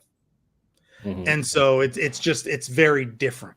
And even when you even like expand upon that and go outside of that, like even when it comes to like baby mama stuff and all of that, like my version of my baby mama, I've literally got mostly grown adults. She's not the same kind of baby mama that somebody who says that word, but their kid is 3 really understand. And so that's just what it is, where I'm on a different level. I literally have more in common. I've dated women in their 50s. I have more in common with them as far as a life experience thing, but we just don't have anything in fucking common when it comes to John, if this makes you feel any better, my brother is about in the same position you are. He just turned 40. One of his sons is 20. One of his sons is just about to graduate high school. So, he had kids really young. His ex-wife actually passed away a number of years ago, kind of tragic circumstances, but he's, kind of gone through a series of relationships, but he's in one now that, man, he has become like for years. He was, let's put it this way. He got a couple DUIs. He got an accident, which I still maintain it might have, I don't know. I'm not going to assume anything. He got off work, but he went through a number of years that were pretty hard for him. But he's in a relationship now that he's a totally changed person. I've never seen, like, not to go that way, but his spirit so alive. And there's, every journey is going to be different. Everyone doesn't have that. You meet in high school, you get married, you have kids, you buy a house, you retire, you die. It's not going to happen for everybody. It's honestly a myth for most people. Honestly, most people wish they got a portion of that. There are a lot of people out there who wish they even got some of that and got to experience the marriage and the kids and you know, for some of us who have gotten to experience that, we should count ourselves blessed. Well, like Ourselves blessed. I That's got a part of the buddy. reason that last relationship ended. She deserves that, and I can't give it to her.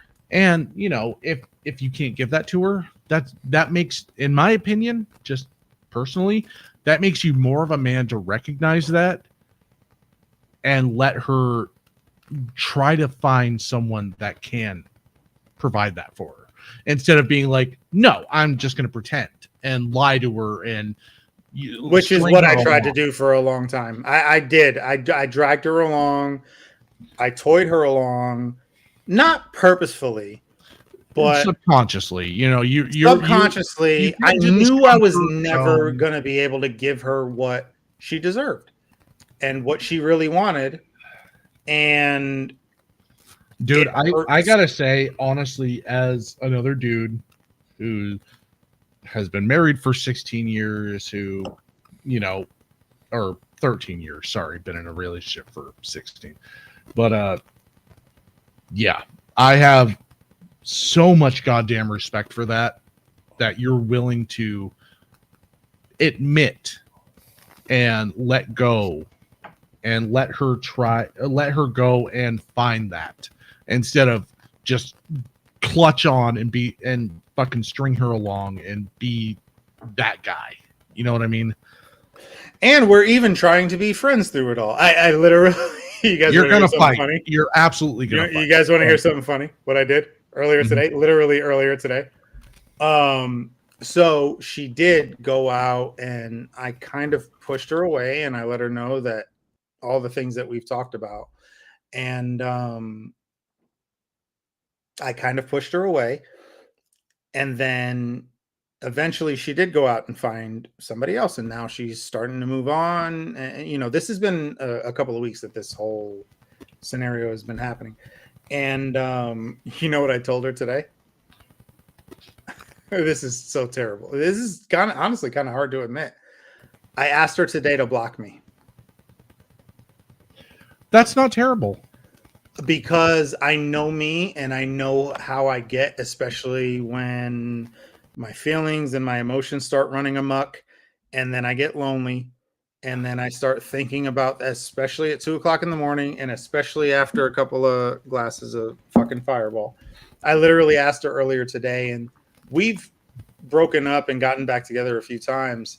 This is actually the first time that I've told her ahead of time, like, look, and she was not happy about it at first. I was like, look, I'm asking you to block me, not for the long haul, because I had promised her that I would still be there for her, and I meant it, but I asked her to block me for the short term because I know that I'm weak, and I know that I'm going to struggle with it. I'm struggling with this now. I'm struggling with it now. It's 100% being honest.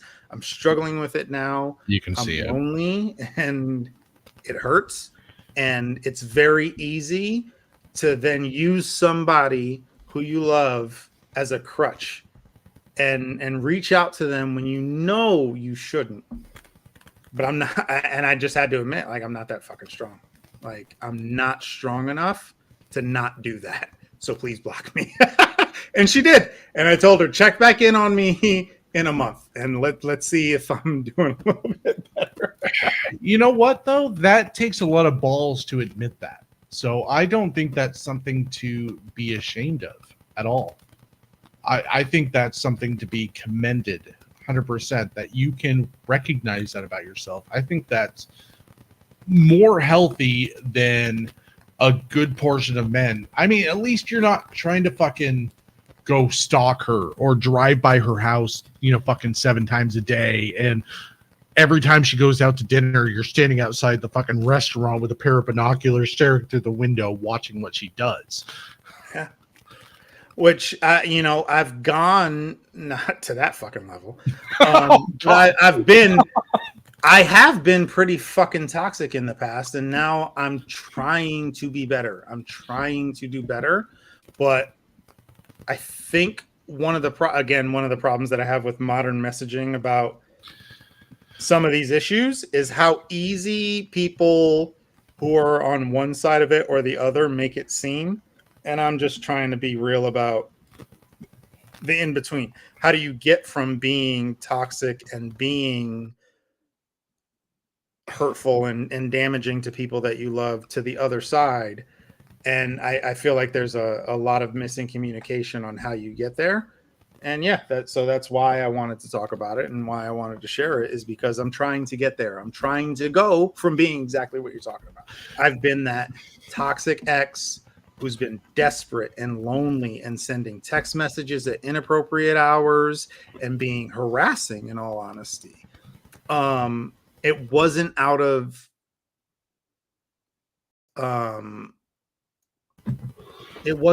ill intent. It was out of my own hurt and pain that I didn't know how else to deal with. So almost out of desperation. Mostly desperation, yeah, because I have abandonment issues and I don't want to be alone. I fucking hate it. You and I kind of come from. God, I'm being way too real. Jesus Christ.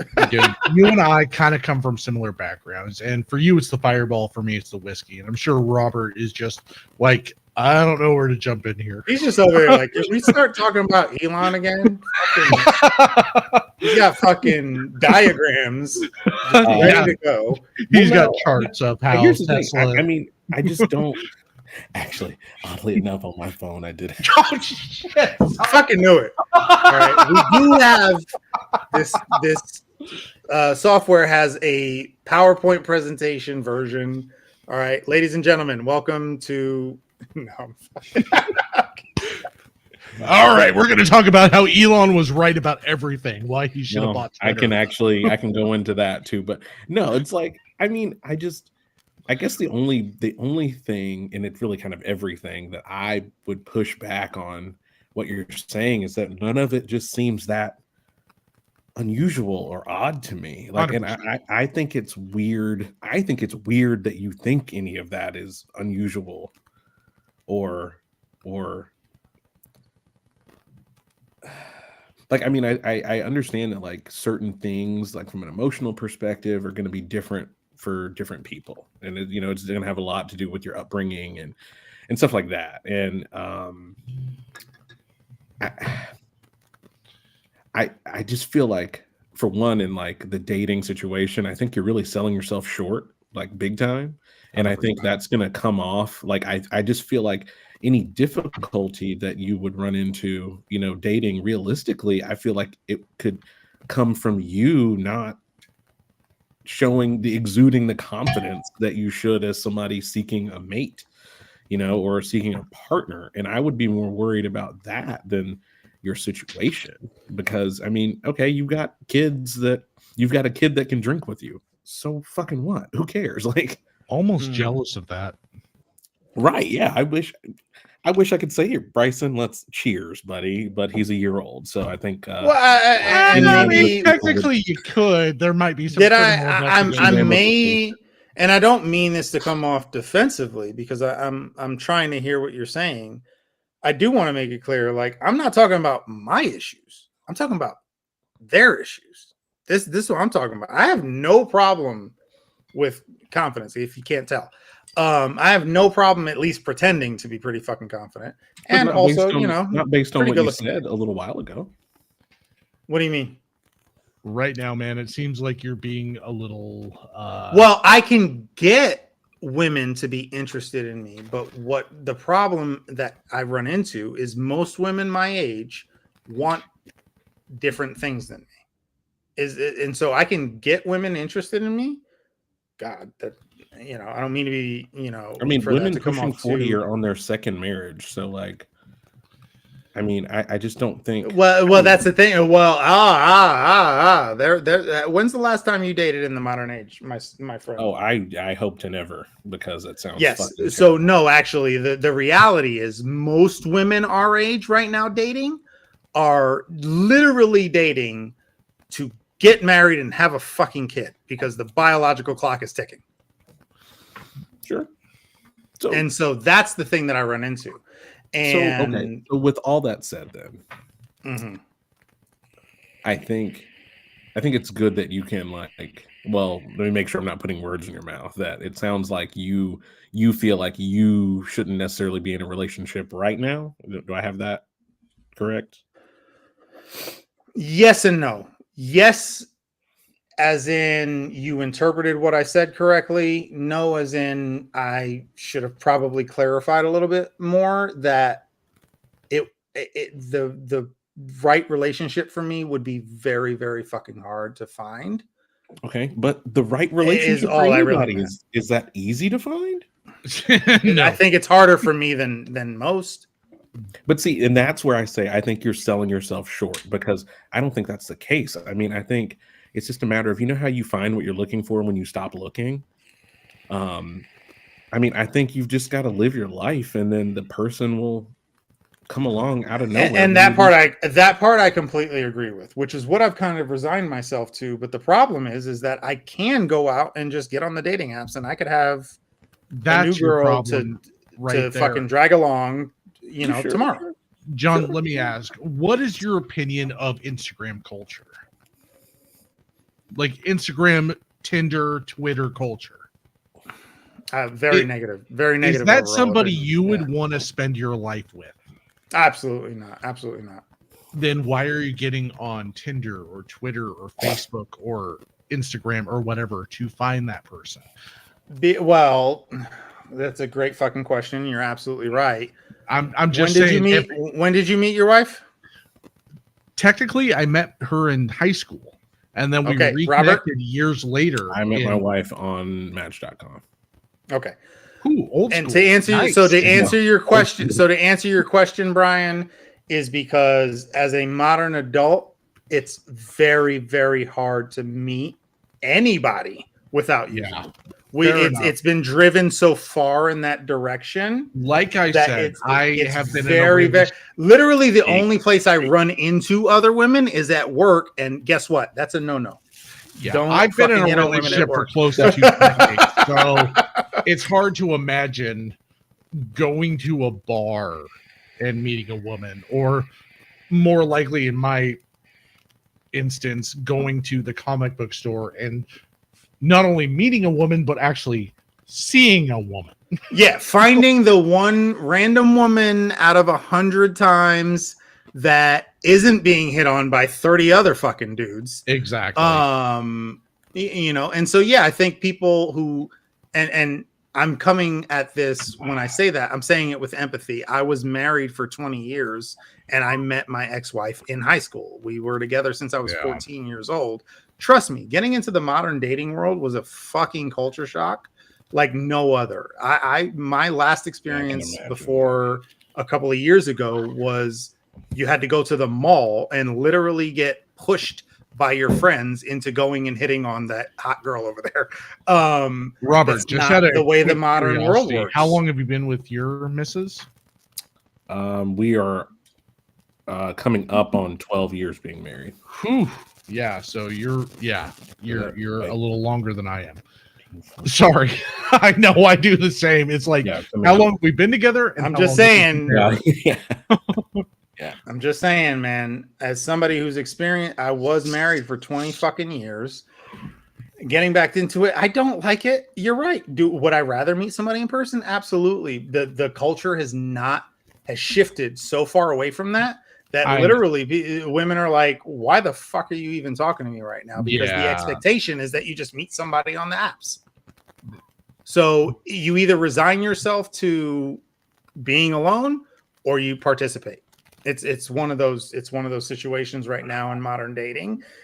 I'm not a proponent of it. I'm not. Well, you know what? Maybe reach out to a Tinder consultant and see if they can get your D-pick game up. Get a fluffer in there. You guys have seen what I could do with angles and cameras and lighting and shit. Just to be clear, I haven't seen a D-pick. I said lighting. I didn't say D-pick. Yeah, but you went straight into angles and lighting, and that angles. Brought up a hole. Right. You gotta get from way up above. But listen, you started. I just think. I just think that, and of course, it's been a long time since I've gone through a breakup, thank God. But like, I know you're in the middle of it, and like in that where everything is sitting right here phase. Yeah. But like, I promise you that if you just live your life, the person's going to come around. Like, if you force it, you're just going to end up with the wrong person, and you're going to be in the same place again. Yeah. No, So you hit the nail on the head there. That That's or what I'm you end trying up to somebody recognize. stealing That your wallet and your car. that's and what setting I'm fire trying to all your recognize cars. right now. But I am suffering with a loneliness that I can't seem to overcome. Again, I brought on this.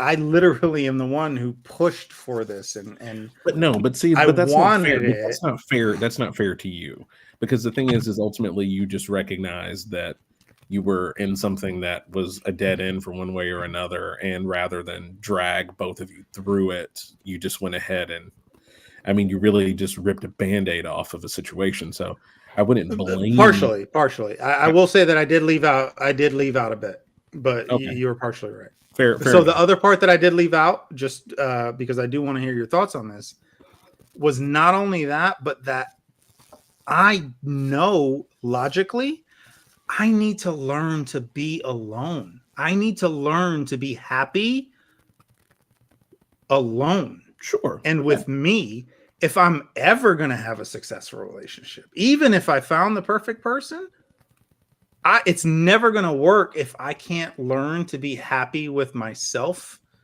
and self-assured and all of those other fucking fancy words that I've heard. I don't know how to do it. And I mean, I think I'm suffering right now trying to do it. It's hard. It's hard. I'm forcing myself to be alone because I'm told that this is the right thing to do, that you should learn to be happy. And if I am ever going to find the right person, I have to learn to love myself, and I have to learn to be happy with myself. Yeah, but I just don't. And I don't know how. I don't believe for a second that means you have to learn to be happy being alone. I think like being in a long-term relationship requires some amount of codependency on the partner that you've got. Like, I'm my happiest ultimately when I'm with my wife. Even like me and my wife, we got into it the other night. Like, we haven't had like a, I don't even know if I would call it a fight, but probably by most people's standards, we had a fight. But at the end of the day, even when I'm aggravated to all hell with her, I would rather be with her and mad and sleeping right on the ends of the beds about to fall off than to not. 100%. But did you not? Sorry, go ahead. Go ahead, bro. Oh, 100% with Robert. You want to find that person that you would want to fight with instead of not be with. Right. Like with my wife, I would rather her yell at me than have her not in the house. Right. Yeah. Yeah. Yeah. And that's, and like the thing is like it sounds like crazy, but it's like I'm a believer that you only fight because you care. Yeah, there's almost a cathartic intimacy. That much I will agree with. There are arguments. so many women out there who think I hated them, but actually it's just that I fucking cared too much. Well, you don't want to see me when I don't care. I'm not going to fight with your ass. Right. Yeah, Exactly. I mean, you like, I know with me, if I don't give a fuck, it's like, yeah, stay what you want. I'm going to be bouncing tomorrow. I'm not going to see you again. I don't care. You can say the most horrific things. I'm never going to interact with you again, so you don't exist in my reality. Whereas with my wife, if she says something that pisses me off, yeah, I'm gonna say something because I'm gonna be dealing with that tomorrow and the next day and the next day, because I want to spend the rest of my life with you, even if I want to headbutt you right now, or you want to headbutt me right now. 100%. Yeah. But I mean, at the end of the day, again, right I in do. 2 seconds, guys. I need to plug my computer in. Okay, no problem. Yeah, no worries.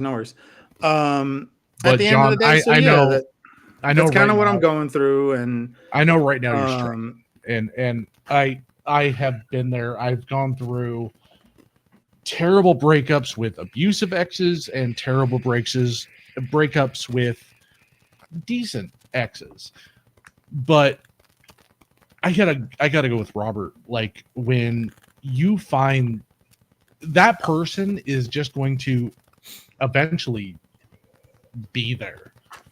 If you ever find that person, it's eventually going to present itself. Don't have to worry about. Can I just I just want to interject real quick, because I'm curious if maybe one point is being a little bit missed here, which is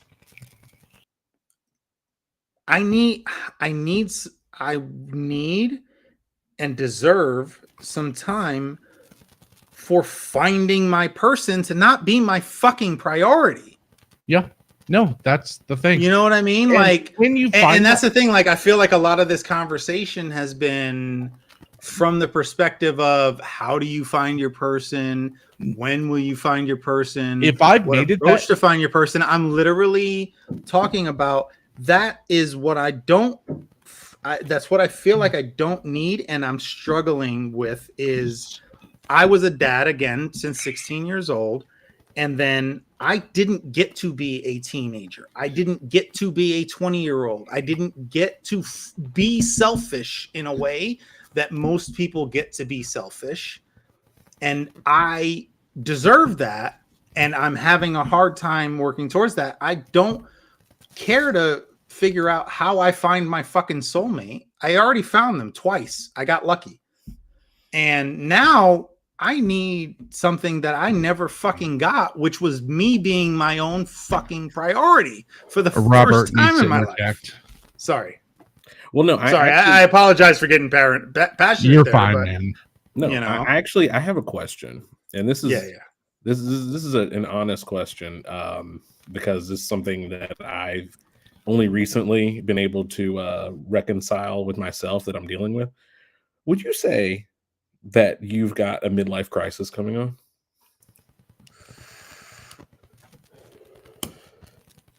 It's a fair question, man. Because it sounds a whole lot like what it smells away. And the only reason I say that is because I can be the first one to admit right now that I'm barreling down the slope of a midlife crisis currently.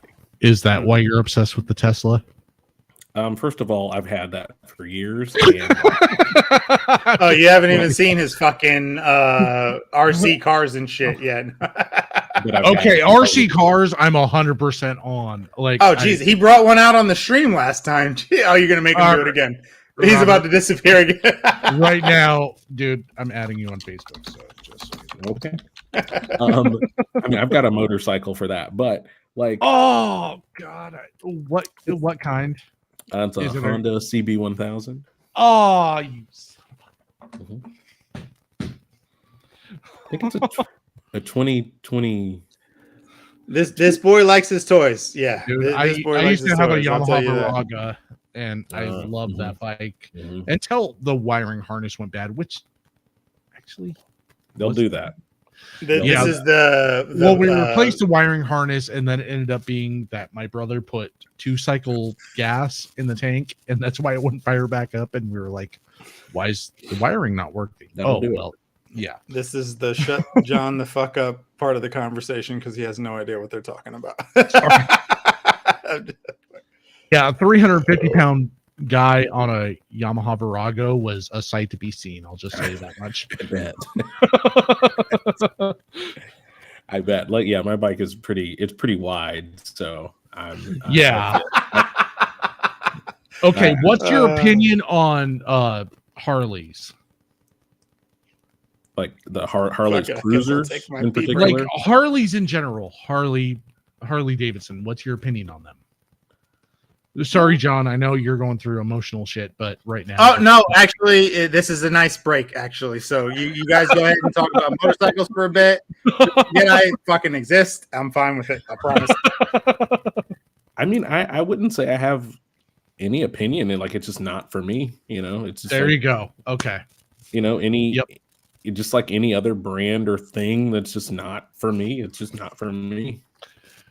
I'm actually a fan of the Indians, so I have like everyone I've dealt with a Harley has Hold to on. tighten bolts and shit every like 50 miles. So I will pat myself a little bit on the back here because you motherfuckers have never even, I think, been on the same stream. I'm really good at picking people to, you know. We've been on one stream together, I'm but amazing. Oh, have you? pretty All right. brief. Well, whatever. I'm still amazing at this.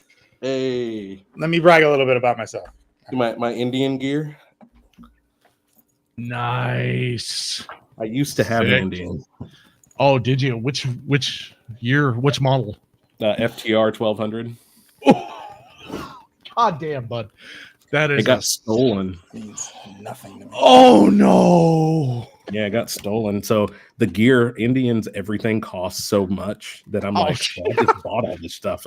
So I wear Indian gear on my Honda. You know what? You guys keep Real going. I'm going to solid. put nice comments about me on the stream while you guys talk shit about motorcycles.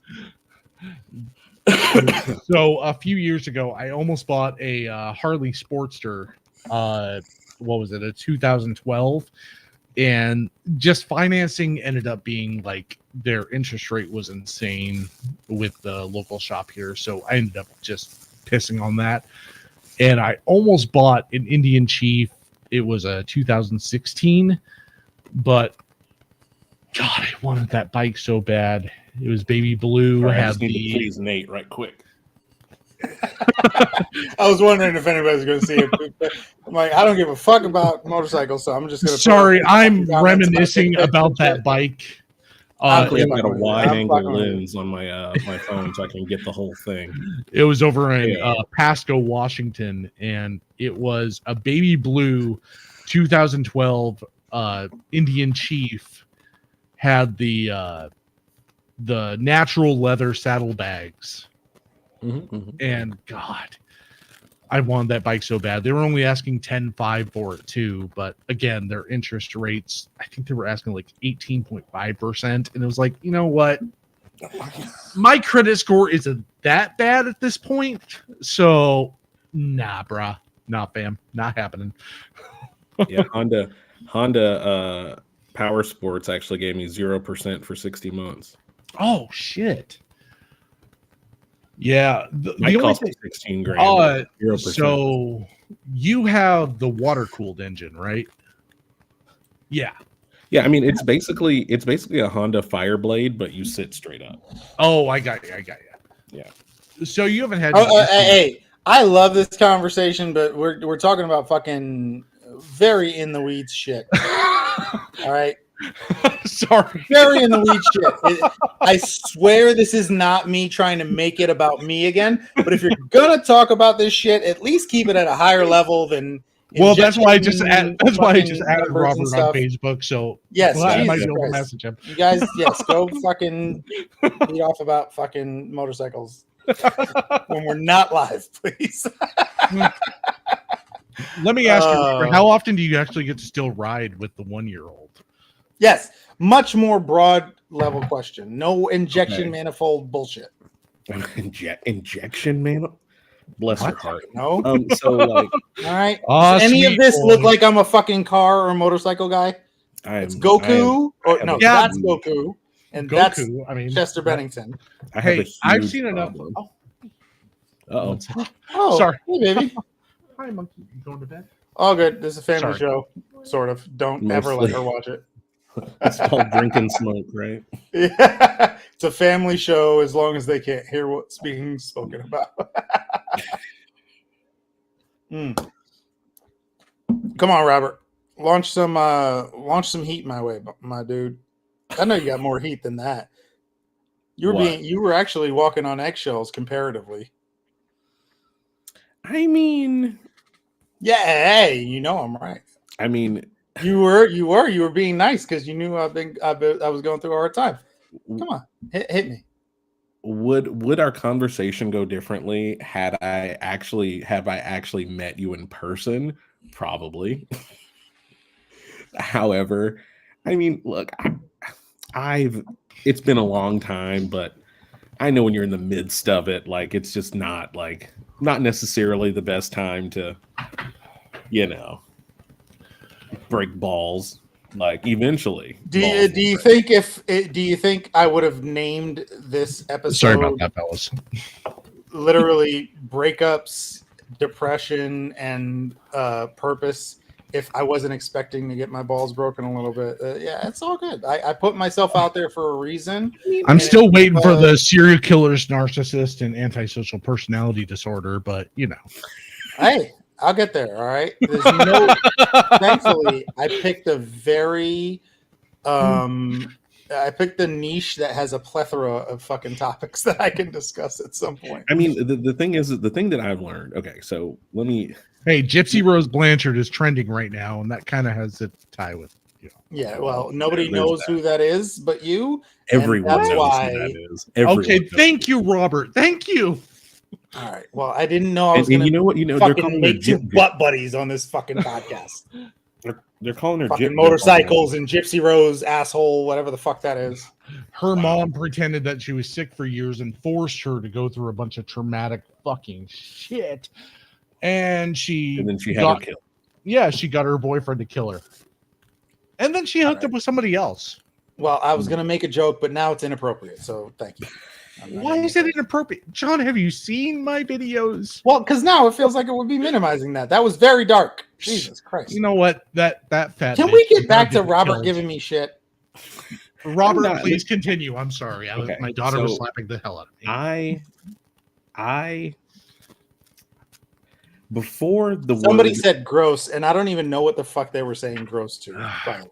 So Probably a before, child on the stream. before the word fuckboy was invented, I was a fuckboy. Okay. Like I was that guy. I wish I could have been. Have you seen this face? Listen, I don't know how it's I not did it. all it's cracked up to be. I don't know. I don't know how I did it, but with that said, because of my tendencies, once upon a time, I went through a number of breakups, like just so many, and they were all, my fault. And it was the kind of thing where, when I think back on it, like it's only after like growing up that like I can see now that like those relationships were never going anywhere. Like there was never anything about them anywhere. There was no redeeming quality to any of them that made any sense for me to be in. And even the relationships that I had after maybe like the longest relationship that I had previous to my wife that, felt like, something that was positive. When I think back on it, like objectively, it was a shit show, and it was just like, what was I doing? So, and like, there's nothing redeeming about it, or that I can look at positively. But I can only come to that realization after being removed from it and having the emotions attached to it, like, be fully released and take it for what it is. I don't think you can fully release those feelings until you replace them with something else. Yes and no. Well, I was gonna say too before you respond, Brian, because I do want to hear your response. No, 100%. One really interesting thing is about my mixed group of friends. Robert, you never got to discover a version of me that I'm very ashamed of, that Brian did. Because you weren't a part of some groups that I was a part of, but Brian can speak to. I had my adventures, and I had some times that I'm ashamed of right now. I'm ashamed of with who I am right now. And Brian, you know exactly what I'm talking about. Yeah, I know. You and I actually got into an incident because of something Jen said during your instance. And she was absolutely right to call me on my shit. I was a toxic. Yes, I was out there. no. Oh, trust me. You And know I was what? showing it off in private spaces that you weren't a part of, Robert. What people didn't know, and I didn't even know at the time, was I was trying to mask a pain that I didn't know was there.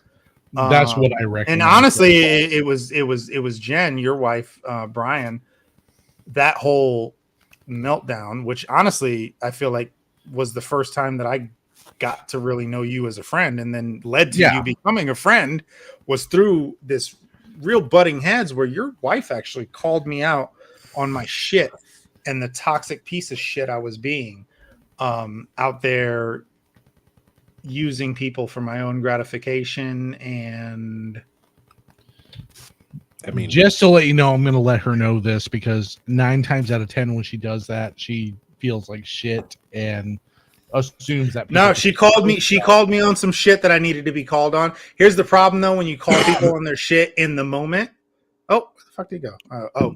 He was so fucking I was about to say, he was so excited to tell Jen how right she was that he fucking left the stream. Like, fuck, I gotta no, sorry. I noticed some dust on my keyboard and I wiped and I must have hit the F4 button. My bad. No, but for real, if Jen, even if she's not going to watch through the whole 2 hours and 5 minutes, I do hope that you tell her that I said this, or you share it with her.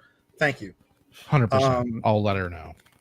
Thank you for calling me on some shit that nobody else had called me on, and I needed it. Well, and because I've always was offensive, and I got defensive as fuck, and it hurt because my intentions weren't bad. But sometimes it doesn't matter if your intentions are bad. I needed to be called on that shit. Well, because I felt awkward about it too, because you and me butted heads so bad during that time, and I was like, okay, should I ever bring this up and talk to him about it? Which, I mean, I suppose this kind of ties into this whole group and the experiment you've started here. I want to apologize if I was kind of overtly a dick about the comments I made during that, because it was more. Well, you were kind of a dick, but you deserved. I deserved it, though. That's the thing is, Robert. I apologize for. I don't mean to be so fucking vague. So, and I'll own it right now, because it's a part of what I'm trying to do. I went through this period where I was out there just dating and having fun and this and that. Okay. And I was using it as a replacement for real processing of my own emotions and real growth and all of that. And we had this private group that we were a part of where I would post some pretty toxic shit about the girls I was out with. Nothing like to a fucking some of the shit that Brian makes videos about level, but still just very, very not cool shit that I wouldn't be cool about somebody posting about people that I loved. And I was using it to try and make myself feel better. And I was posting those kinds of things and my sexual conquests and things like that. And I think the impression that I was giving and that I think I wanted to come off was, look at how confident and successful and awesome I am. What nobody knew was I wanted to kill myself, and I felt like nothing. And it was the only way that I knew to make myself feel like something was, well, look, I can get girls, and it's something that I regret and I feel bad about to this day. And it was a group of mostly almost exclusively guys. And Brian, his wonderful wife, Jen, called me on it one day, and she literally just called me like in a direct way that nobody else had. People had made jokes like, oh, like, haha, this is fucking, whatever. But she like called me on it like, hey, this is toxic and shitty. And I got very defensive, but to this day, like I look back on it like, well, I'm thankful that she did that, to call me out for being shitty, because sometimes I won't speak for others, but for me, I didn't realize how shitty I was being. And I'm glad that somebody had the balls, which, if my wife is anything, I've told her several times. She had the balls to tell me how shitty I was being. She can be a bit of a battle axe. She doesn't have that, what do you call it? That thing that keeps you from being completely 100% brutally honest.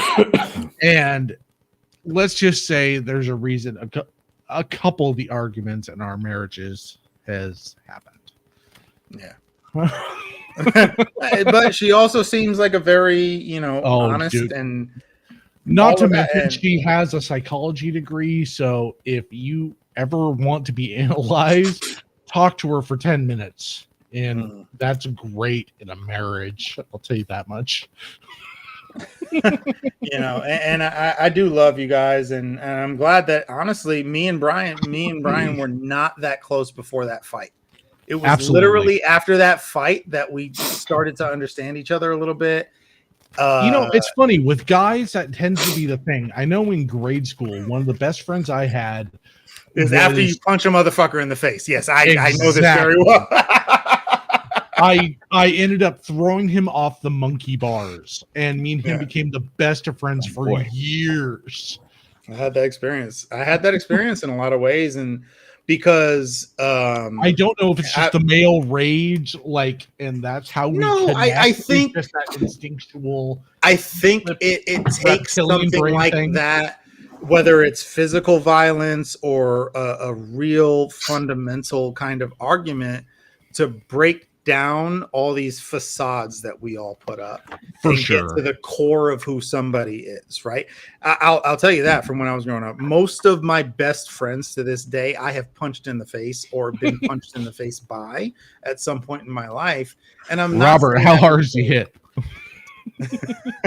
No, honestly, this dude's been on the other side of the country ever since I've fucking known him.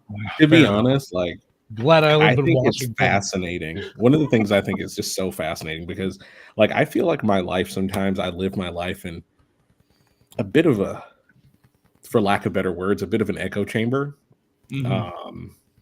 In that, most of the people that I deal with, my friends and even acquaintances, we're kind of fundamentally similar. For example, me and with the exception of maybe two of my friends have never been in a fight before.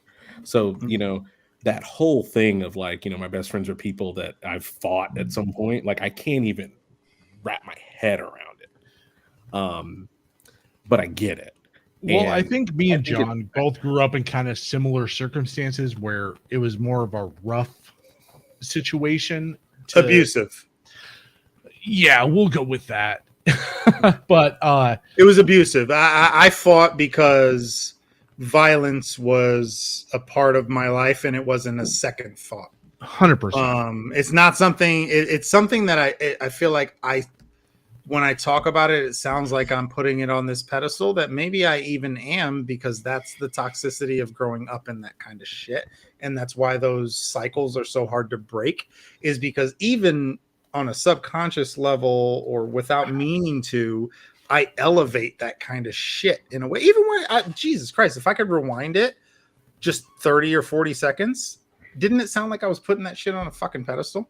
Not necessarily. Because more of just understanding the yeah, it just seems like this is just what happened. It just is what it is.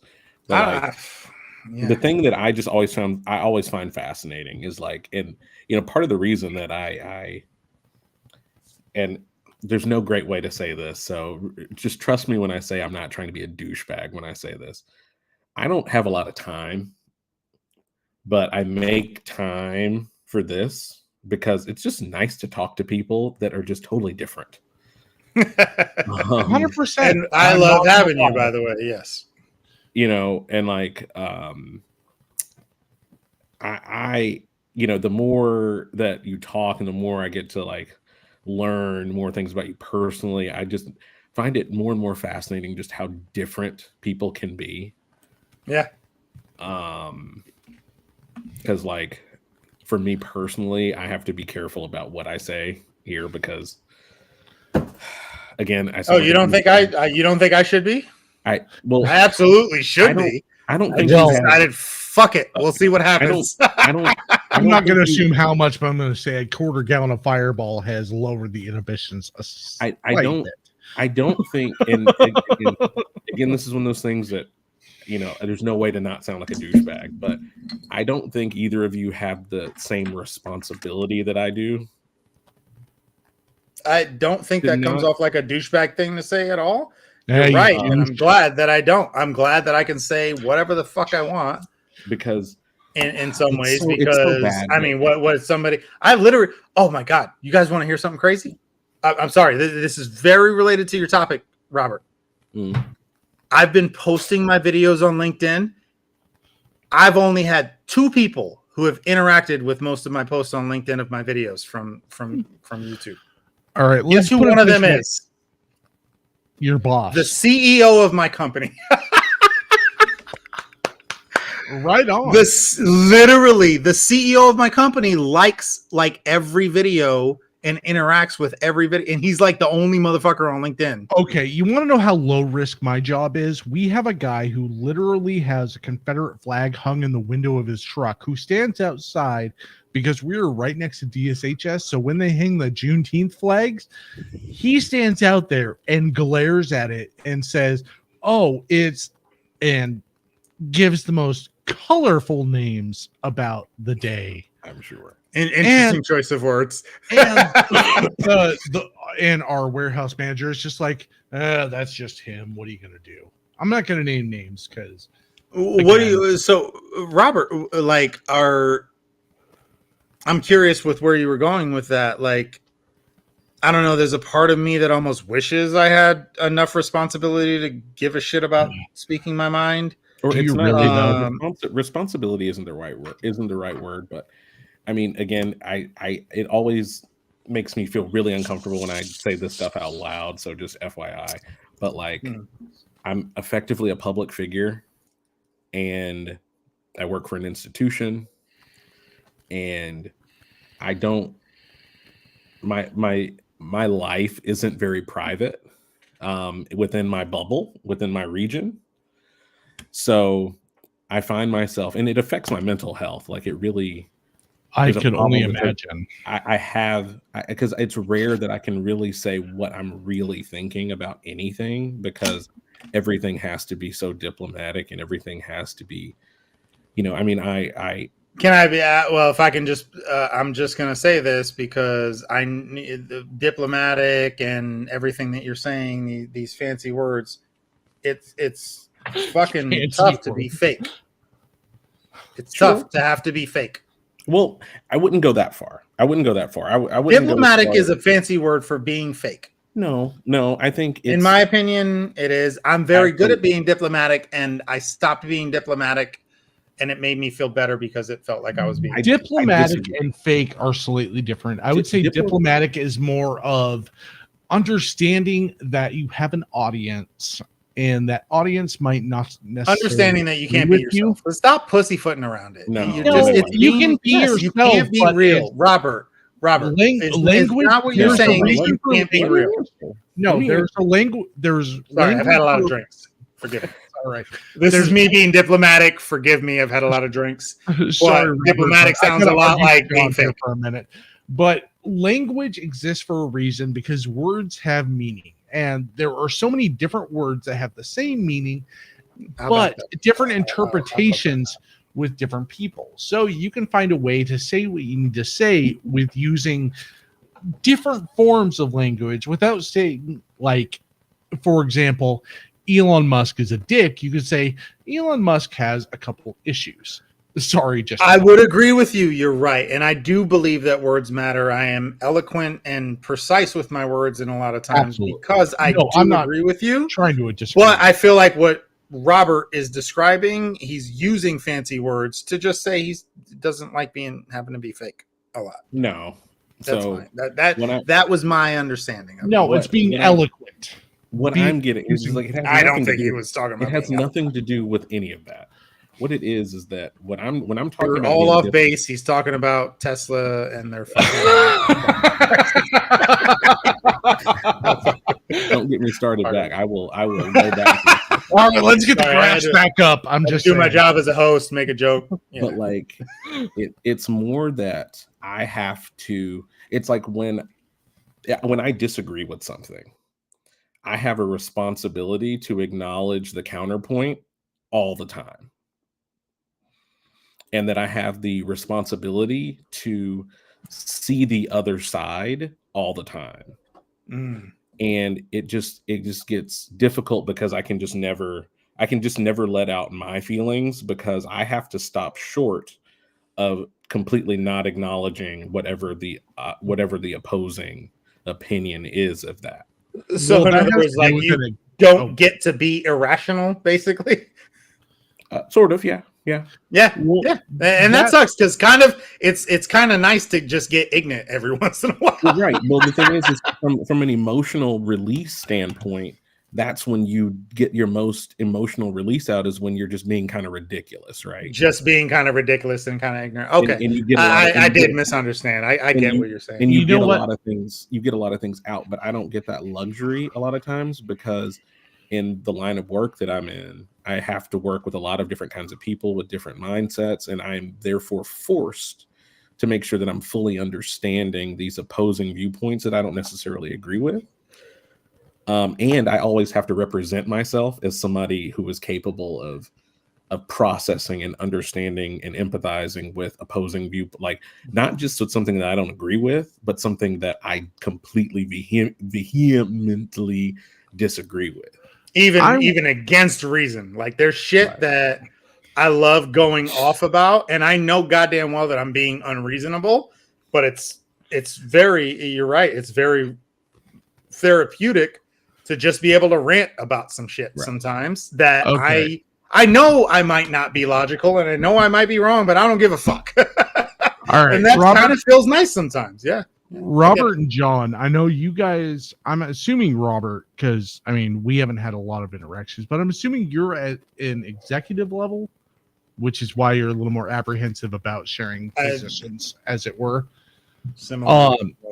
And John, I know you're at a managerial level, executive level, however you want to. In that executive level, managerial level, Yeah. level, fucking, See, I keep bouncing around because I can't shut the fuck up. Well, Brian, And like I keep bouncing around because I'm at a I have the title, I have the legal title of CEO 2 times over. Okay. Well, I'm just speaking as a, let's just put it as laborer. You know, the proletariat, as you would. I am not our buddy in a Justin, position- who was on the stream earlier, would have loved that word. He would have went on a fucking 3-hour goddamn dissection of that word. Jesus me Christ. and him probably would I have love you, talked about the Justin. Communist Manifesto and Yeah. had fucking some with you, agreements and Love you, disagreements buddy. there because there's a lot wrong with the Communist Manifesto. Sorry, I have. Moving on. Anyway, I am not at the position where I have to consider necessarily the implications of statements I make other than socially within the company I work in. Sure. Yeah, I forget where I was going with that. Oh, good. It's Typical because I proletariat make behavior. I make, yes, very proletariat behavior for one. Shout out to Justin. He's All right, bourgeois. He's over there wishing he was still on the stream. I will tell you, gentlemen, out of respect for both of you and respect for me going and crying in a Don't get corner me at some wrong. point. I would have loved to move into the bourgeois, but my company doesn't have a lot of heavy. No, in all honesty, too, like it's one of those things. Like I love that I didn't come from more privileged circumstances. I wouldn't trade it for the world, as much as it fucking sucks sometimes, in all honesty. If it makes any I don't difference, know. recently I've been changing or considering a change in career to move into the out of the proletariat mindset. You know how desperately because I want to move down. This is actually part of my issue. I'm friends with my boss to a certain extent because, you know, boss employee friendship can only go so far. But yeah, I see the amount of bullshit he has to deal with from his uppers. And it's like, there are things I would do that would be completely irreversible that I would not, I would not want to participate in. Robert, before I end things, I'm going to call you out on something because what you just said actually reminded me of something. Mm-hmm. Because you echoed something that you just said very recently on one of the shows that we had about your desire to step down, and you post, actively. And so I'm having a hard time finding it. Oh, there it is. It's the little fucking airplane with the arrow. All right, now I just found it. Literally, like a day after you were on this show talking about how you wish you could step it down and blah blah blah blah blah blah blah. You posted like a day later about how you love this shit and you can't help it. And you're starting a new fucking venture because you can't fucking help it. And then now you're on here. No, I can totally speaking explain heresy, saying the same shit again. No, John, tell me you haven't had back and forth thoughts day to day. You Did have I a talk good night to of you sleep, about my pick up- dating? Yes, I know what it's like. And here's the thing. I think it's fair. I think it's fair to call me out on that. I think the reason that you would feel the need to call me out on that is the fact that, the online persona and what you're really feeling and thinking aren't necessarily the same things. So which one was the real you? Here's the thing. So just like I said, I have a bit of a responsibility to always remain ambitious online because this is the bill of goods that I'm selling to the people that I work with. But does that mean that I don't feel like shit? When I talk about move down, the problem that I've run into is that I am sort of exhausted with being in charge of things that I didn't create. That is totally understandable. And it makes it that much hard. Like, it makes it that much more difficult when it's like, this isn't going the way I want it because I didn't create this. I would go about this a different way, but somehow I'm in charge, but there's only so far that I can steer this ship on a different course. And that is frustrating and taxing and the whole deal. And when I was talking about, basically the startup that I've had, sort of just chilling in the background for 5 years, I'm looking at that and me taking that on as me stepping, as that really is, from like real life perspective, that's me stepping down because I'm stepping into something that I have, real and total control over. Versus the things that I'm doing now, where effectively I work for someone else, and it's somebody else's vision, it's somebody else's mission, and not my own. Which makes such a world of difference. Yeah, right. So it's like, I was actually having a conversation with somebody, like yesterday about this. How I envy people that get to go to work, punch a clock. 5 o'clock shows up, and that's just it. I envy the ones who are satisfied with that. Like, not the ones that and not only like the ones who do it, but the ones who are like satisfied with it and like happy to do that, and then come home at the end of the day and it's like, hey, I'm fulfilled and I'm happy. We talked about this recently, Robert. I think that's a false dichotomy. I don't think there's a lot of people who are just happy to go to work. Even the people who are happy. I would not disagree with that, and I don't mean to make it sound like the majority are happy with that, but I've met a few who are just happy with for sure. Some people are the hammer on the thing, and they are the minority by a large sum. Absolutely. But I envy them. I can see that, being envious of the people who just want to live in the status quo. Yeah, I mean, just like nice. It's ignorance is bliss. Like, no, it's amazing, and like, and actually to bring it full circle, I get to talk about Tesla here a little bit. Oh, Jesus Christ! Cutting the shit off. It's relevant. Very soon as the goddamn diagrams come out, there's no cutting this shit off. There's no diagram. So I'm on my second Tesla. This is relevant, I promise. The whole reason that I even entertained it the first time was because I was having this issue where I wasn't feeling like I was being taken seriously enough in the circles that I was in. Because everybody has thing. Right, because everybody shows up.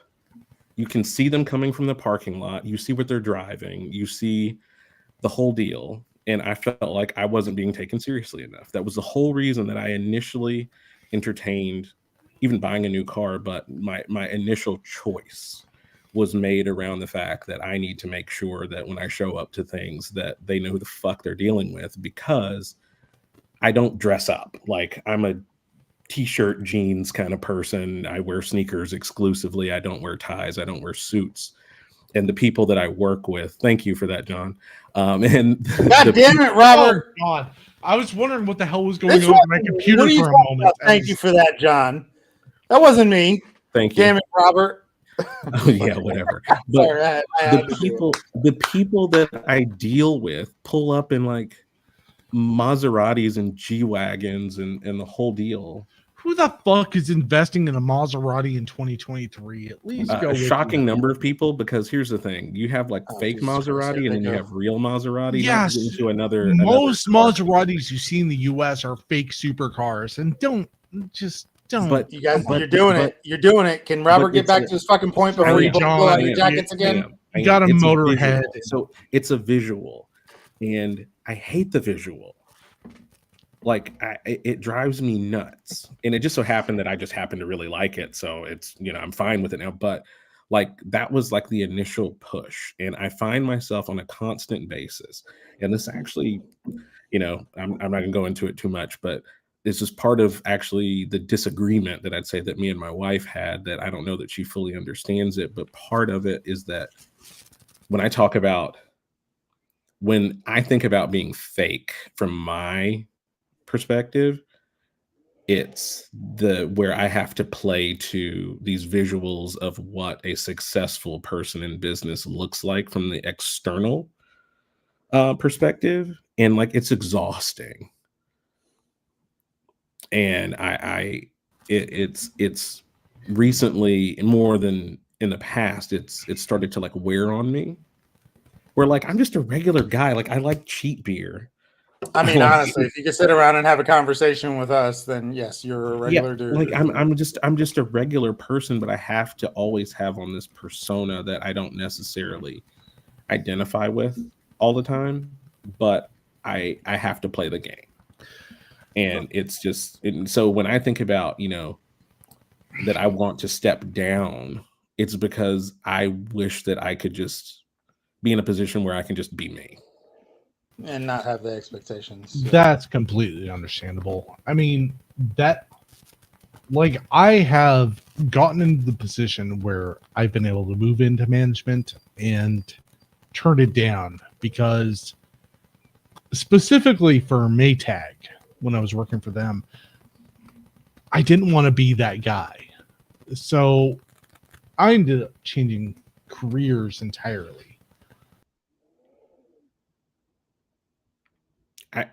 Here's the thing. That's not off the table. It's just not the right time. He's done it before. He's done it a few before. times. All right, gentlemen, I have loved having you on. I am gonna go ahead, and for not only your sake but my sake, and avoiding again, what was that screen I shared? Man, I wish I didn't fucking get rid of the Tesla stock screen. That was great. Hey, by the way, can we just acknowledge that even though I'm over here hurting, that was fucking funny. That was funny. All right. That was a solid screen share. That was solid. Just he's in the middle of this fucking very deep point. I've Tesla. got Rivian Boom. too. No. Hey, Rivian's a lot gentlemen, cheaper.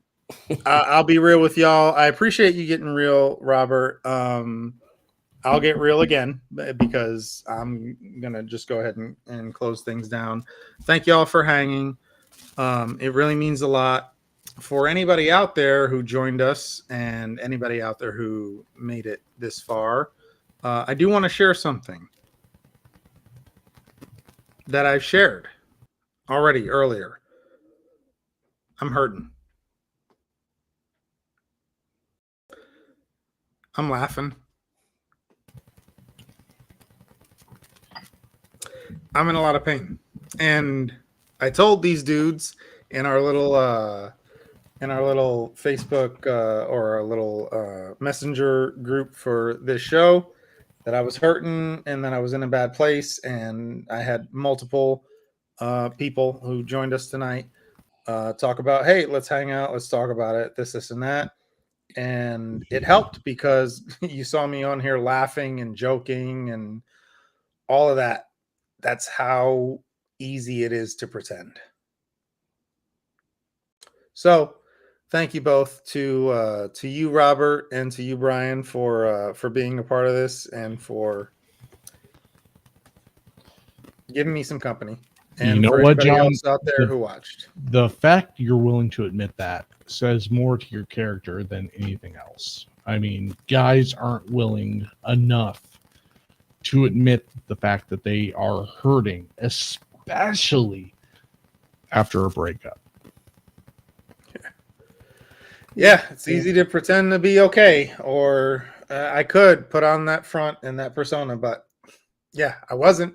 But guess what? I'm better now, especially since I got to fucking make jokes at Robert's expense with Tesla stocks. Oh, Sorry, Robert. that made up for the whole fucking breakup. Say what you Oh, want. Jesus. That Say that, what you that was want. intense. For real. When that, when that Seriously, stock seriously. goes to the moon, I don't want to hear Yeah. shit. Hey, if I could invest in more than a fucking cup of ramen, I would. You know what? No, I really regret selling my crypto about 12 years ago. doesn't everybody for selling it at whatever time didn't pay off? I had Bitcoin when it was about $22. And do you have any idea how much I kicked myself in the ass for that?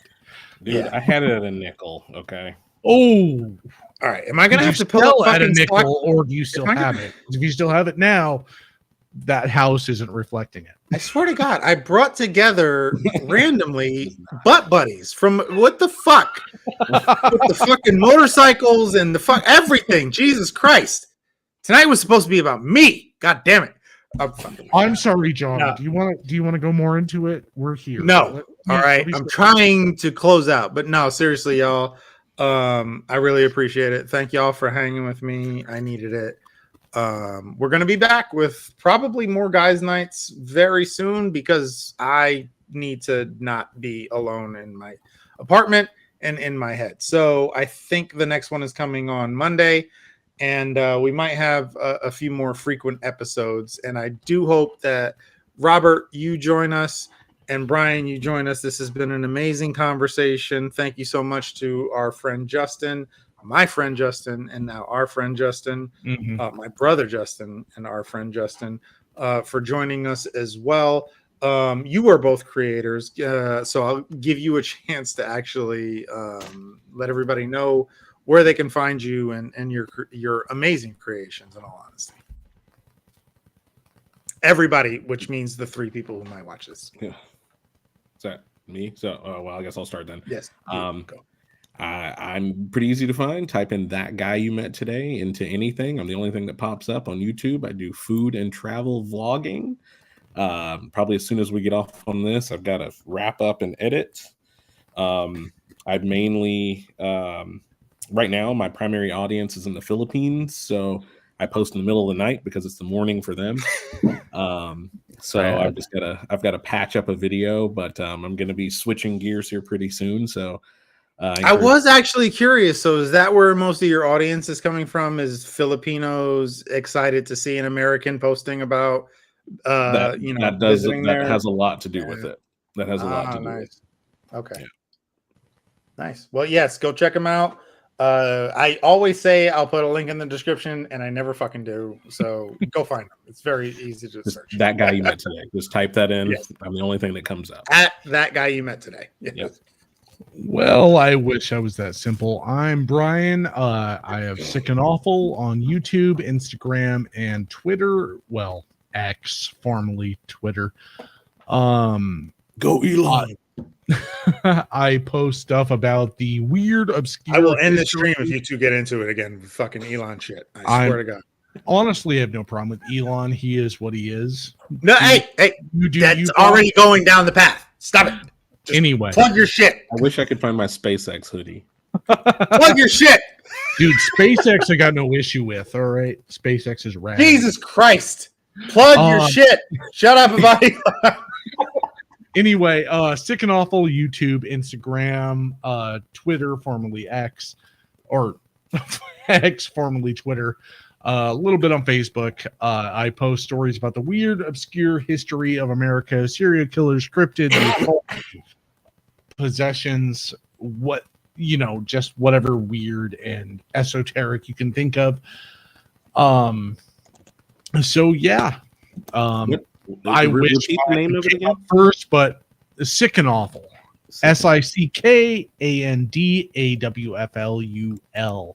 If you ever look it up on YouTube, because when you punch that in, for the most part, you get medical videos because YouTube prioritizes that.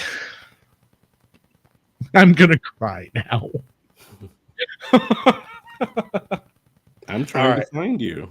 Well, I'm going to let you find him off stream, and you two can go jerk each other off about Elon Musk. After I'm done with this, I'm going to go get more drinks because it's legally I'm allowed. I'm going to go to bed. Jesus Christ. All right. Well, have fun going to bed. I really do appreciate you both for hanging out with us. Man, if you need anybody, message me. I'm sure Robert, you can message him. You guys already did. Yeah. You guys already did a ton for me, so thank you for hanging out. All right, brother. And thank Love you to the none of you out there, and we'll see you next time.